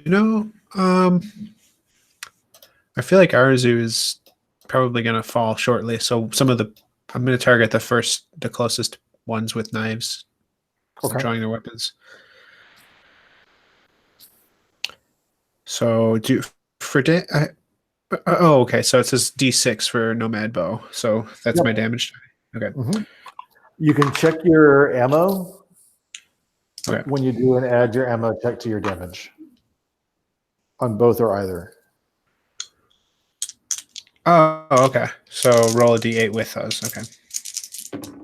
Yeah. Wow. I rolled 6, 6, and an 8. That's like impossible. But now So, so I don't know that I'll need the 8 and to add to damage. I'll just well, keep what my it will ammo, do is that both those arrows went clean through, and 4 of those people who were drawing knives on you are now dead. The 2 immediately behind her and the 2 behind them. And the 2 at the farthest end of that, lit by their burning leader, are drawing daggers as if they're going to throw them. What are the rest of you doing? I think Tapay has started shout. Like, I think as soon as Pulmia threw the explosive, Tapay starts screaming, "That's the signal! That's the signal!" And starts like reaching in his bag and starts pulling out his polished rocks, his throwing rocks, and starts slinging, throwing these rocks. Right. I don't want to use my arquebus right now. All right. One moment. I mean, there's a lot of noise anyway to pay. I just don't want you to. No, it's more about I'm nearly out of shot. Okay. All right. So why don't you? What were you attacking with again? Rocks. Yeah, my polished stones. Why don't you? Why don't you make a dexterity check? All right. And that is an 11 out of 13. Nice. Roll your damage. I rolled a 3 and a 1. Okay. Same target or two targets?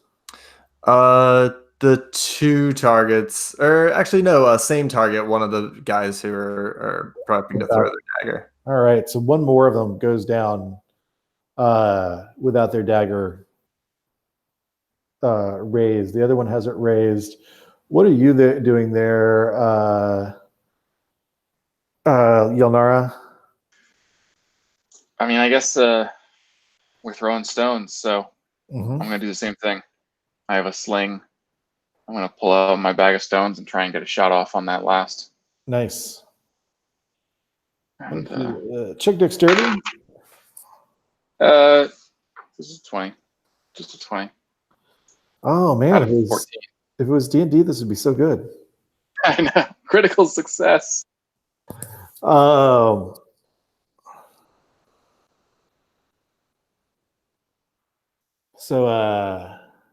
1 second, Yelnara.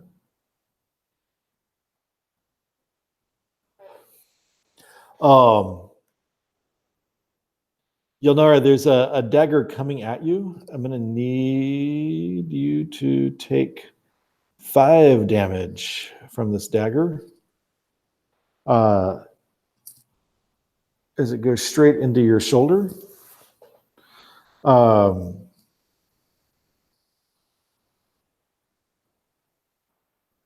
have armor.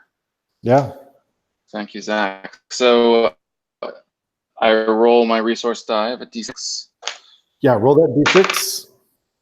All right, well, I rolled a 2, so I'm going to lose a delta on my... Yeah, so you have a d4 of armor now. As there's a big hole in the armor, but you do take 2 points off the damage. So you only take 3 damage.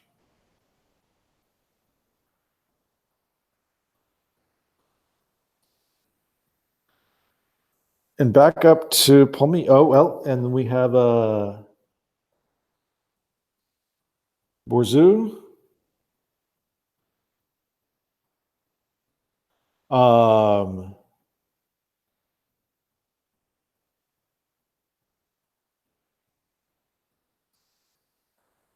Kind of goes up and gets the person who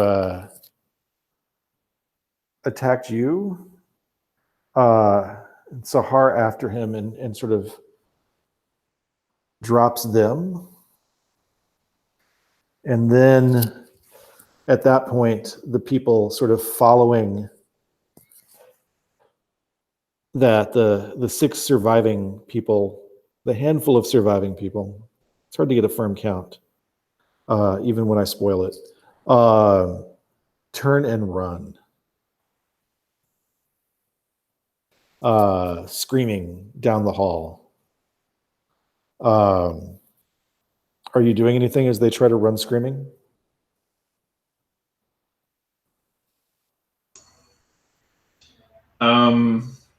I think I'm throwing darts at them. Why don't you check your dexterity? Sure.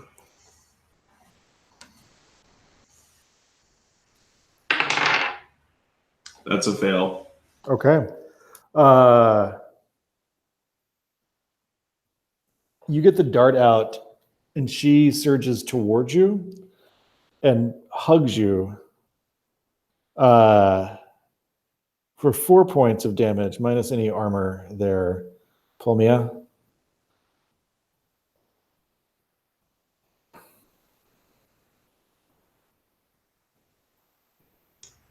I'm going to roll my armor. Okay.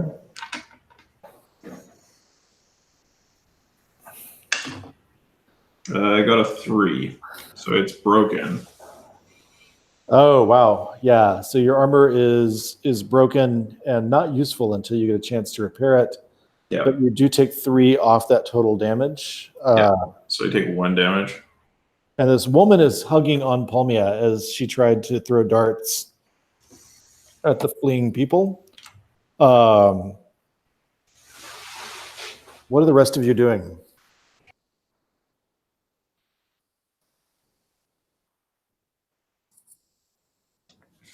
I mean, this woman that just hit Pulmia, I think I'll try to get her off. And define what you mean by doing that. Yeah, I think Because she's on fire. I think I'm taking out my mother's sword, and just kind of like using it maybe in its scabbard and pushing this. You froze up there, Tony. I'm sorry. Flaming mass away, Okay. flaming, kind of having the Make sword in the scabbard, so I don't a accidentally strength hit check. Pulmia.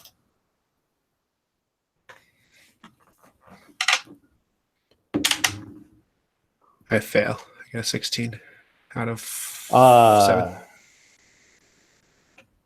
She lifts her burning arm up towards you. Denison, how much armor do you have? Believe my armor is broken from earlier because I had a D4 of armor and it failed. So You're going to I take don't have any. 2 damage, and I need you to check dexterity.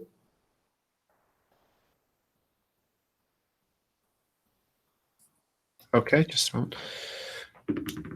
My dexterity succeeds. I get a 2 out of 12. Okay, yeah, you're able to pull back before she sort of like pulls you in and sort of ignites your clothing. And what about the other 2? What are you guys doing? A whip. I think I might try and like sort of hook her feet up with my whip and like trip her, get her to like fall down, maybe as a way to break her off of Pulmia. Do dexterity. 7 out of 13. Nice. Yeah, you pull her down. Trip her. She's sort of on her back or on her butt on the floor. Still screaming, still flailing around. What are you doing there? Tapay? I see. It seems like she's pretty well handled. I would love to, if they are still within range, try to incapacitate one of the fleeing folk. Sure. Just knock rock to the head. Yeah. I'm not trying to kill him, but I would like to knock him out like we did last time, or not even knock him out, knock him down. Okay.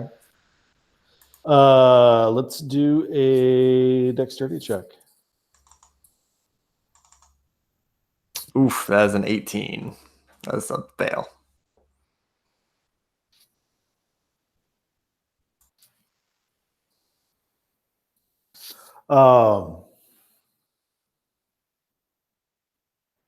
As they disappear around the corner, the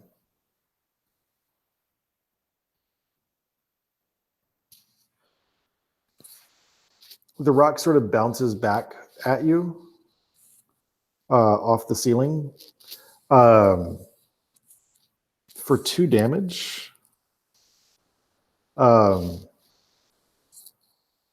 As it sort of volleys back at you.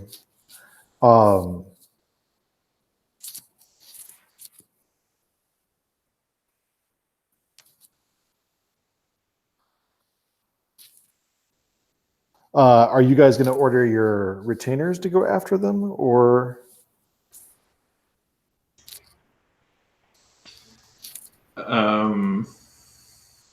I definitely would like for Messia to dispatch the Zargon, Arezu. Oh yeah. As soon as you gesture, she sort of like pulls out her sword and has her head off. My axe, my Oh yeah, that's right. The axe. Your heirloom axe is essential at beheading Arezu of Zargon.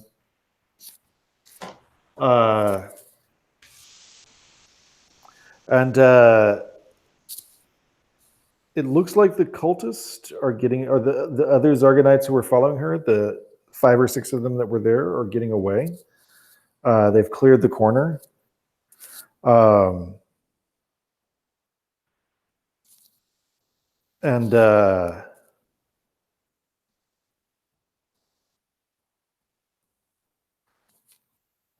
you going to order Zahar and Borzu to go after them?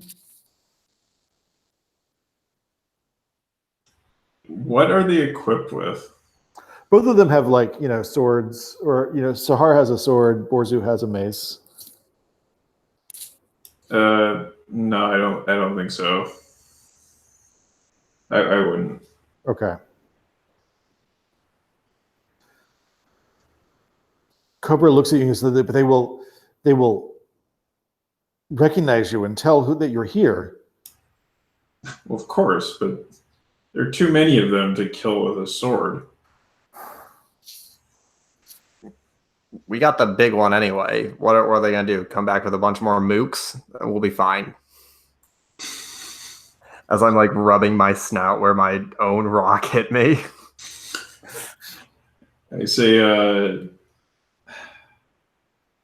they will likely come back, as you said, but we can prepare traps.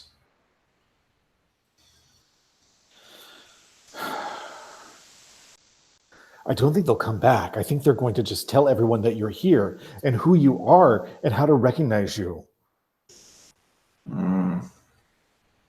Well, that would have happened eventually anyhow. They're going to lay traps for you. Oh, yes. We're familiar with traps. Have to be cautious. It's an unfortunate encounter. There's nothing we could have done. And she rolls her eyes like only a teenager can.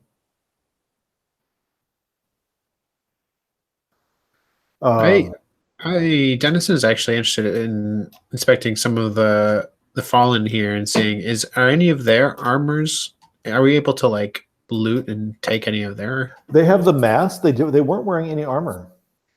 Oh, okay. They were wearing fell. sort of like robes, very loose fitting, flowy robes, not a lot of layers, just almost just like it's a sort of linen silk robe that goes right over their bodies and there's no layers to it. I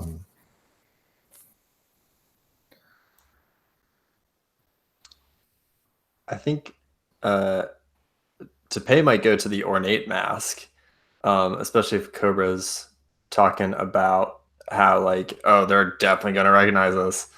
I think Tapay might go to the ornate mask and turn to one of the 2 humans, Pulmia or Dennison, and be like kind of hold it up, maybe one of y'all.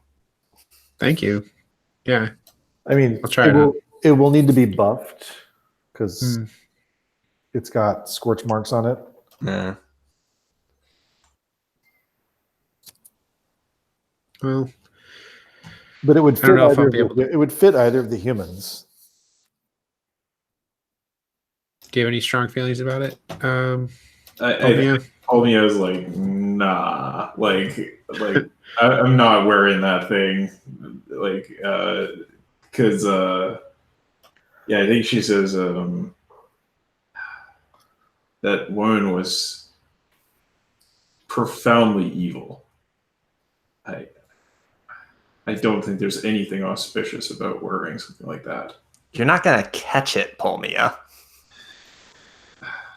As he says that, I'm gonna put it on my head and say, I don't know, you might, and just like, kind of just like start shaking. Hopefully, nothing happens to me actually, because you never know. But yeah, I might just wear it and then head up the party now. I mean, I will try to buff it myself, but I don't know if I'm gonna have much luck. You got some of I don't know the if I have the materials. soot off of it.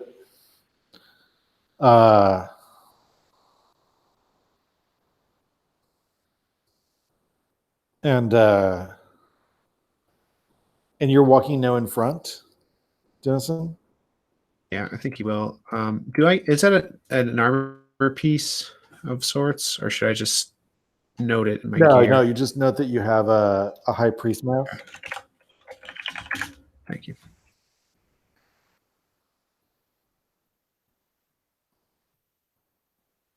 And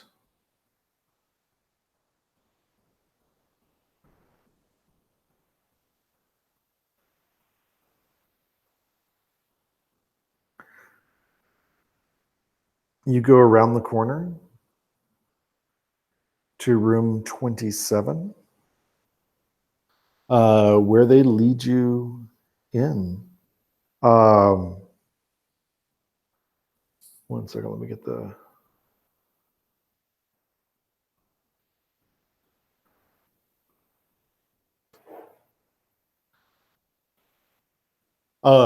Here, all the paintings are of somebody giving advice to the king and queen you saw. And there's a wooden coffin.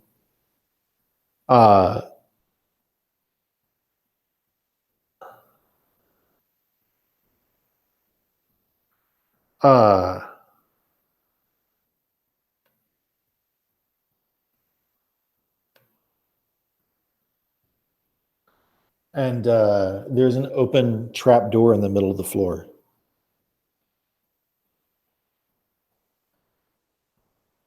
And Borzu and Sahar start moving towards that trap door. I say, perhaps we should inspect if they've laid a trap for us at the bottom.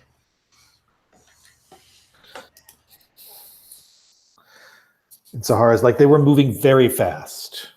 How would you plan to inspect? Ocular confirmation. Okay. And it's like, And Sahar gestures for you to confirm. yeah, I'll have a good look at it, and if it looks okay, open it up, have a look down. Oh, the trap door's open. Oh, it's right. It's open. Yeah. So I'm just gonna keep my dart out and have a look down there. Use my lantern to cast some light. And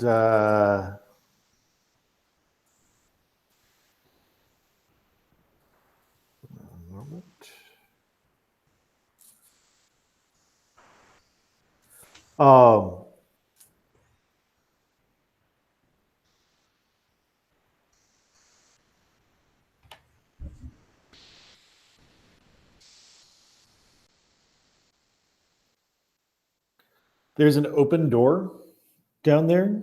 There are torches sort of all over the place. In sconces.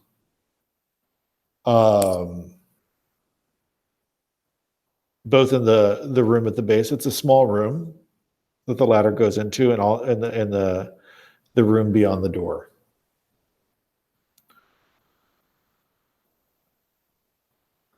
But no sign of any kind of tampering with the room. No. Okay. I say, well, seems clear enough. Perhaps some of us could use those torches.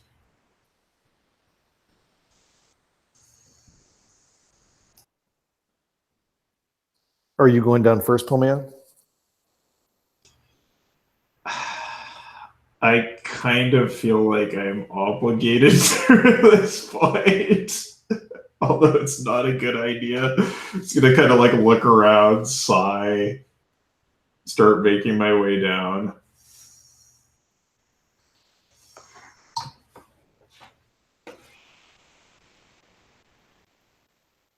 I'll follow behind. Yeah.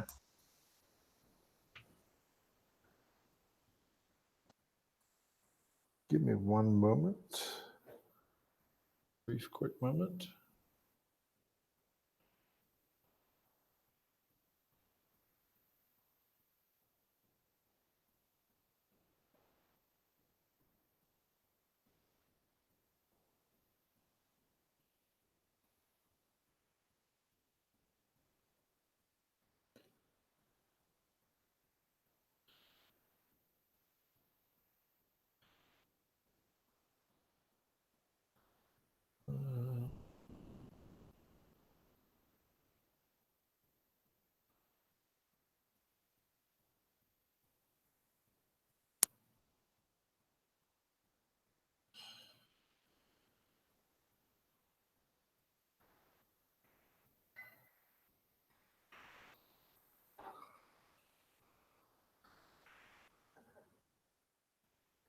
Pulmia, as you come down the ladder, you notice somebody standing at the other side of the door,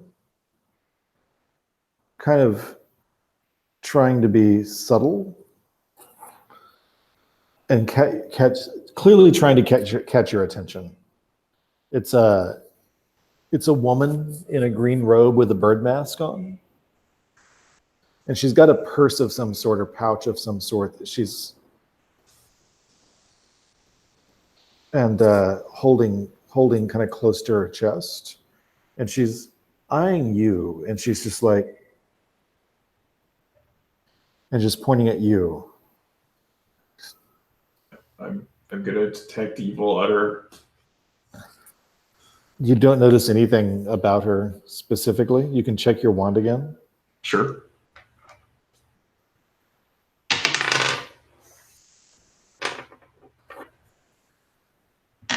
Five. I'm okay. Yeah. She pulls. Yeah, go ahead. She pulls out a wand and sort of waves it at you, and then points her finger at you and gestures for you to come closer. So I'll come over there. Sure. And she sort of, as you do, as you get to the bottom of the ladder, she just sort of looks around sort of casually, like you're not standing next to her, just, incidentally. And then she very quickly puts a finger right up to your lips, like to hush you. And then she very quietly presses the pouch into your hand. And then she walks away briskly. Nice. What are the others doing? The person to come after Pulmia definitely sees that. Who is coming after Pulmia? That was Dennison, I think. Okay. And then, yeah. Yeah, then Dennison, you Tapay. saw that whole thing. Did she say anything to you? Well, obviously, I don't know that. I mean, I know out of character, but You saw the whole what was that? Yeah. Oh my. What? The slightest idea. Why'd she pick you? I was first, I assume. I guess you couldn't see my face under this mask. I'm gonna look at Tapay and just be like, he got something. Do you want to share with us what you got and let us know? Yeah. Hey. What? Wait. What'd you get?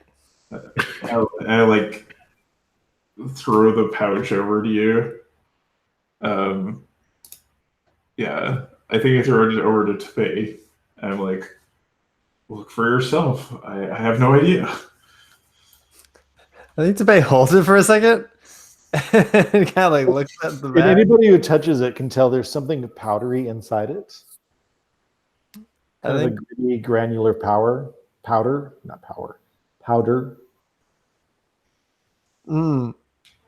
Wait, what if it's poison? Well, I don't think we should eat it. Hey, Yelnara. you think you could tell what this is? Sure. Did Yelnara just carry poisons, or does Yelnara is I a think poisoner? she does. She She- roguish. Yeah, she's used poison before. She's also dumb enough to think she knows all the poisons. So she knows 2. How many more poisons can there be? Yeah, Tapay tosses Yelnara the pouch. What are you doing with it? I'm going to start with the visual inspection to see if it looks like one of the 2 poisons I know intimately well. Then, It's not. It's gritty and brown. okay. And it smells I'm gonna- like as soon as you open the sachet, it's just the intense spicy smell like surges out of it. Has anybody tried? Like these are like it smells like expensive spices. Maybe it is. I'm going to put it on my fingertip, and then, assuming all is well, I'm going to put it to my tongue. Make a constitution check. Okay. It's pretty good. It's 20. Strong check. Yelnara.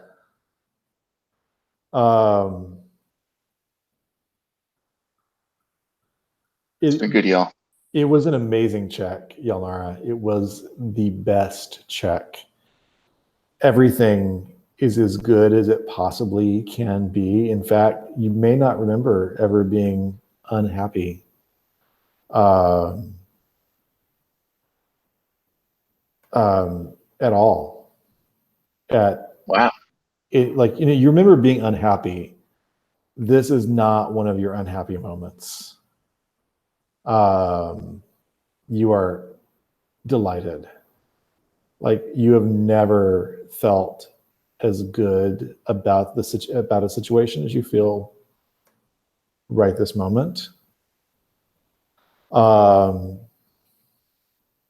I need you to roll a D3, Yelnara.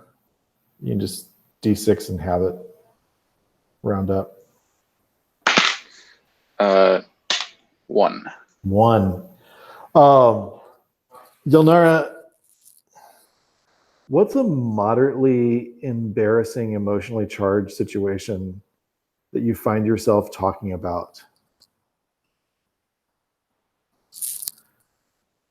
That you don't remember starting to talk about, but you're in the middle of the story before you realize.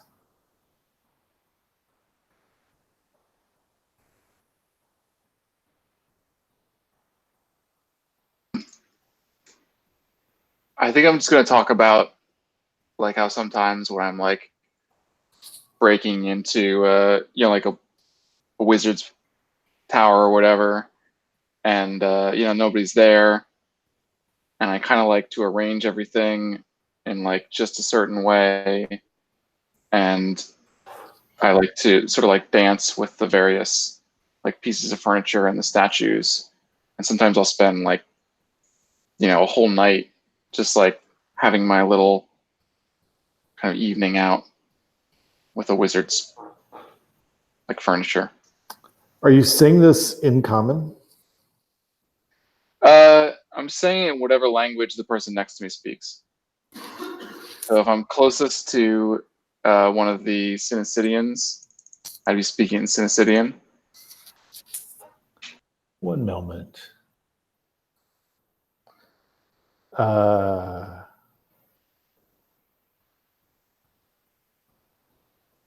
Yeah, Denison or Tapay, which one of you is closest? Tapay handed Yelnara the powder. So yeah, Tapay, all of a sudden Yelnara is kind of smiling and telling you the story of breaking into the wizard's tower. Just happily. The Synodicians are looking slightly confused and like they're ready for you to just move. I think Tapay like reaches out to take the pouch back from Yelnara. Like, okay, all right, yep, yeah, that's a great story, Yelnara. Can I have that back, please? I'm not giving it back to you. You trust Tapay. You really, really trust Tapay. Okay. Yeah, you should try it out, man. It's just really. Yeah, absolutely. Yeah. I mean, it's great. It's really good. I believe it. That's a really good story. Thank you for testing it for me, Yelnar. I turn to the others. It's poison. It's so bad. Yelnara, you have never trusted this group more than you trust them right now. You guys are awesome. I love all of you. This type of poison could be useful. But yeah, I trust you too. What are we supposed to do with it? Pulmia, please take this. What are we supposed to do with this? Oh, all right. Pocket it and say, well, seems to induce some power of suggestion. Yes, maybe we could use this at some point. Somebody needs to be persuaded. What if we combine it with the fire bombs and it just like makes a big cloud of smoke that just trips everybody out, and then we don't have to kill all the Zargonites. We can just I don't know, make them listen to us and not be evil. I like the direction of your thinking. We get them all high, and then we kill them. She send them up to their enemies. Yes, I mean, it's a very good idea to pay.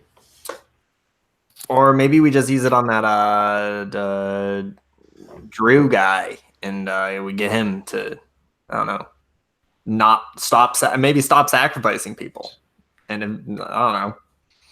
I don't know if the medicine is as powerful as Zargon. I mean, I suspect his evil influence will overpower it eventually.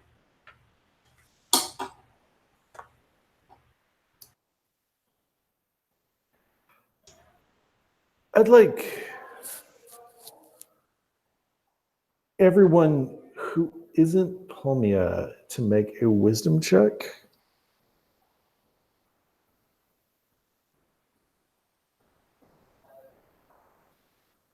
Uh, 7 out of 12.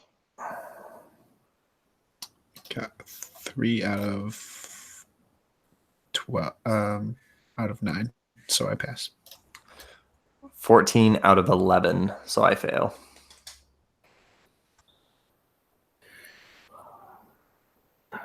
Demetrius, sorry. Tapay.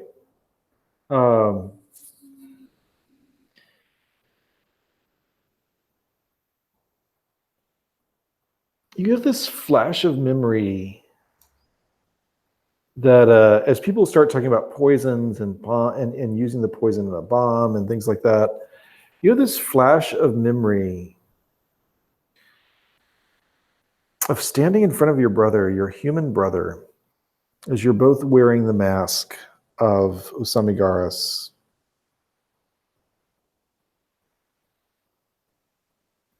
And he hands you a cup of wine. He pours 2 cups of wine and hands one to you. And you tip your mask up and drink it. And then you remember talking for a little bit longer. And then it just got very, very very difficult to breathe.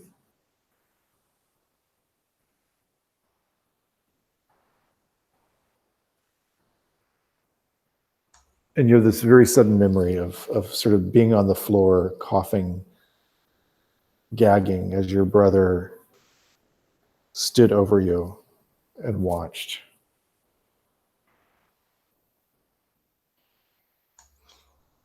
I think Tapay starts like gasping for breath, and in between, like, that was did that happen to anybody else? Did anyone else just have that happen? That thing? I had this happen. All of you. No, I mean, I was just a human, and I was wearing a mask, and I had this memory, and I recite it to them. I tell them the memory that I just had. I'm like, did that not happen to any of you? Yeah, that's your memory, Tapay. Tapay, that is absolutely your memory.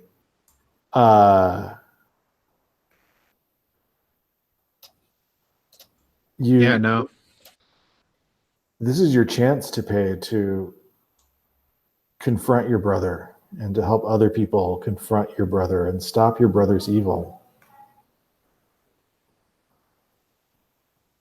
Tapay is freaking out.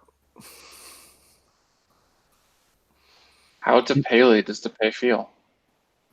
Very un-Tapay. I'm very confused. I think I need to. Hey, fire. So the chamber outside this door is just filled with sort of overturned. It looks a little like, if it was not shaped like a room, it would look like one of those alleys outside of an apartment building where people have just ditched old furniture.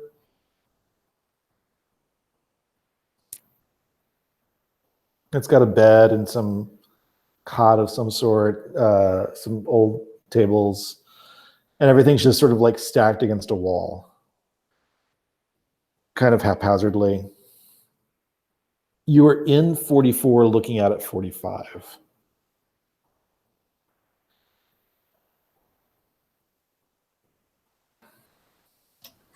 To try to calm Tapay down, I'm wondering if is there even a place where you can sit down and just be, have a seat? One of those low tables out and sort of like repurpose it as like a bench or something. Mm-hmm. Yeah, I'll just try to relax him and I'll start doing a little just a little bit of juggling act, like I don't know, just take some of the scraps and whatnot that's on the floor, like table legs and whatever, and just I'll try to be like, look, Tapay, don't you like this? Like let's all take a deep breath. And I'll hand Tapay some water. I think Tapay takes the water from Pulmia and turns it to Pulmia and is like, I'm a kobold, right? I'm a kobold. You are a kobold. Tapay, you're not. I mean, you are a kobold, but you're also a priest of Usamigaris.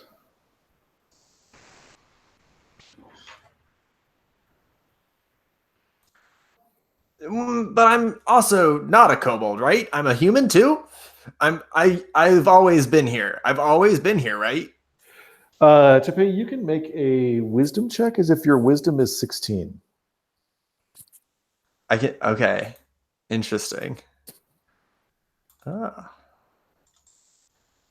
got an 11. You are sharing your body with someone else.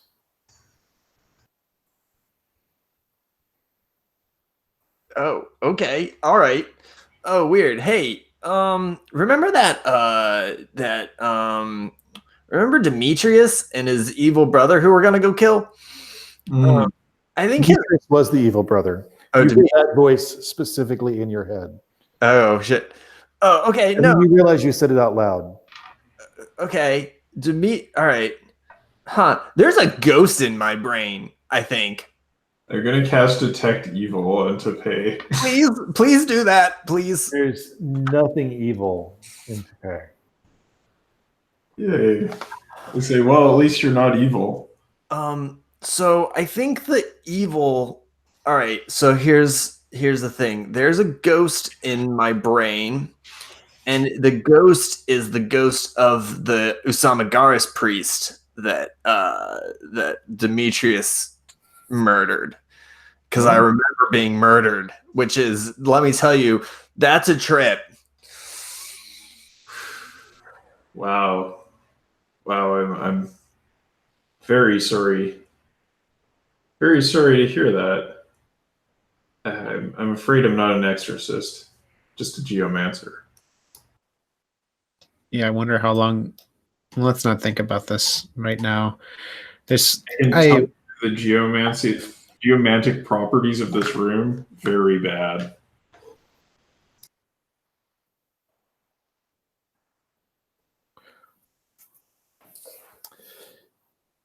Tapay, you remember telling your brother that you were about to approach Canadius and Pandora to ask if they would assist you in destroying the cult of Zargon.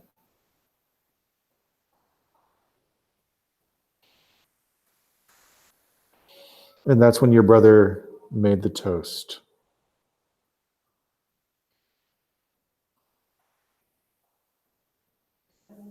So I relay this information.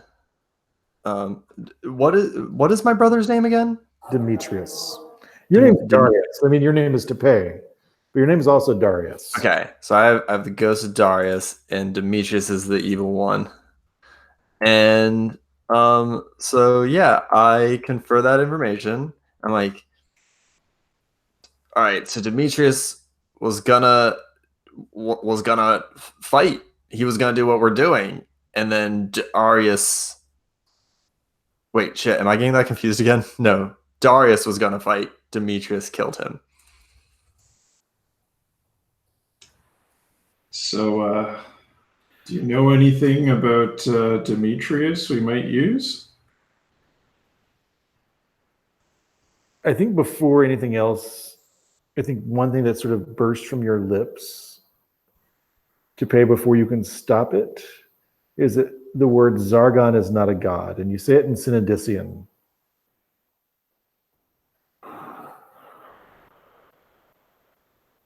Oh, I translated it for them. Unless Yelnara does, but I don't know how tripped out Yelnara still is. I mean, she's like totally believes you. Like, guys, What did he of say? course.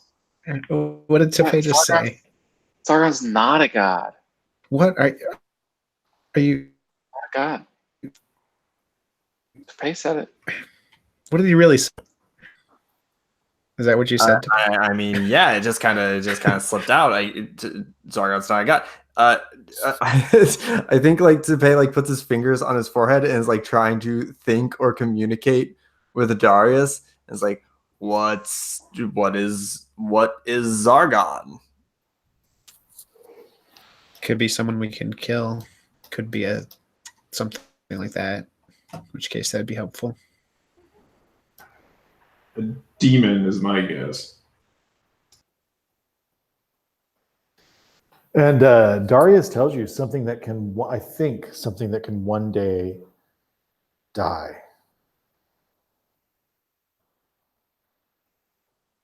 Guys, I don't think he knows.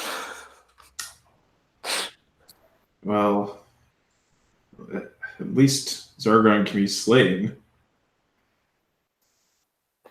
Yeah, no, I mean that's reassuring, I guess. Honestly, never thought I would have to slay a Zargon when I went on this trip.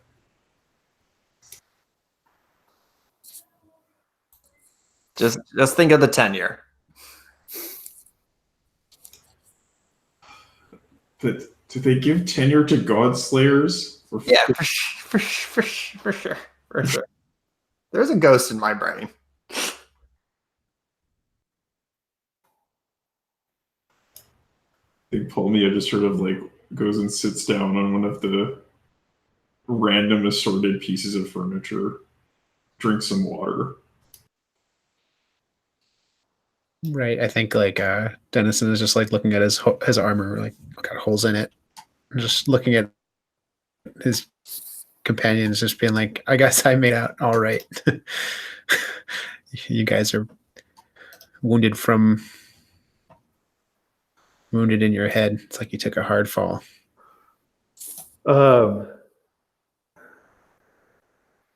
Very condescendingly, Cobra reminds everybody that they should eat something. It's a great idea. So if you would like to, you can check your food supply.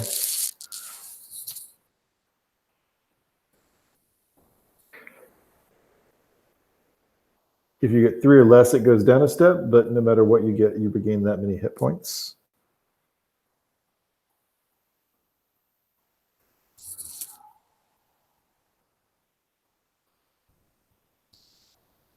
I think we are coming to the stopping point. For the audience at home's benefit, Tapay, you still have a D6 of faith that you can use according to the faith rules. Yelnara, you have a D4 of happiness that I'll check periodically.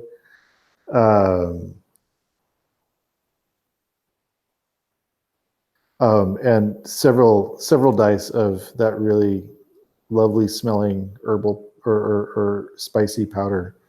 Cloves, it smells a little like cinnamon and cloves, like a really, really nice, like spiced tea. Like really, really good spiced tea.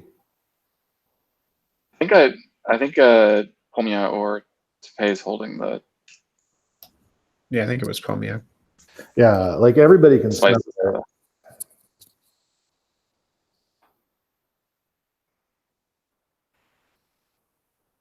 Everyone can smell it, and the Synodicians are like, what is that?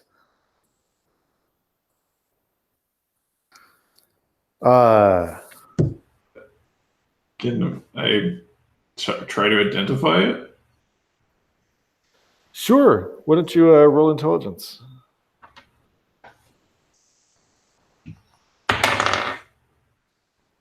Hang on. Oh wait, okay. Yes, I passed. There's that vague scent that touches that weird spot on your tongue that is umami. And there's definitely cloves and cinnamon and several different varieties of mushroom in here.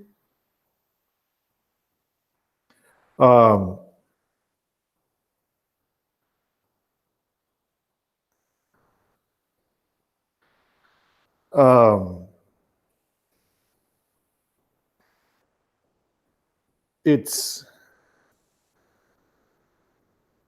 a consuming toxin that has effects somewhat like MDMA, is what you're guessing just based on the smell and the effects on Yelnara. Perhaps it would be different on non-gnomes, but you doubt it. Also, Yelnara, it is really warm in here.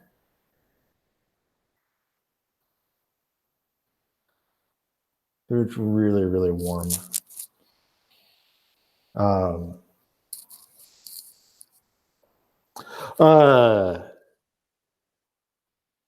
Thank you all, and I think that is it for tonight. So I'm going to end broadcast.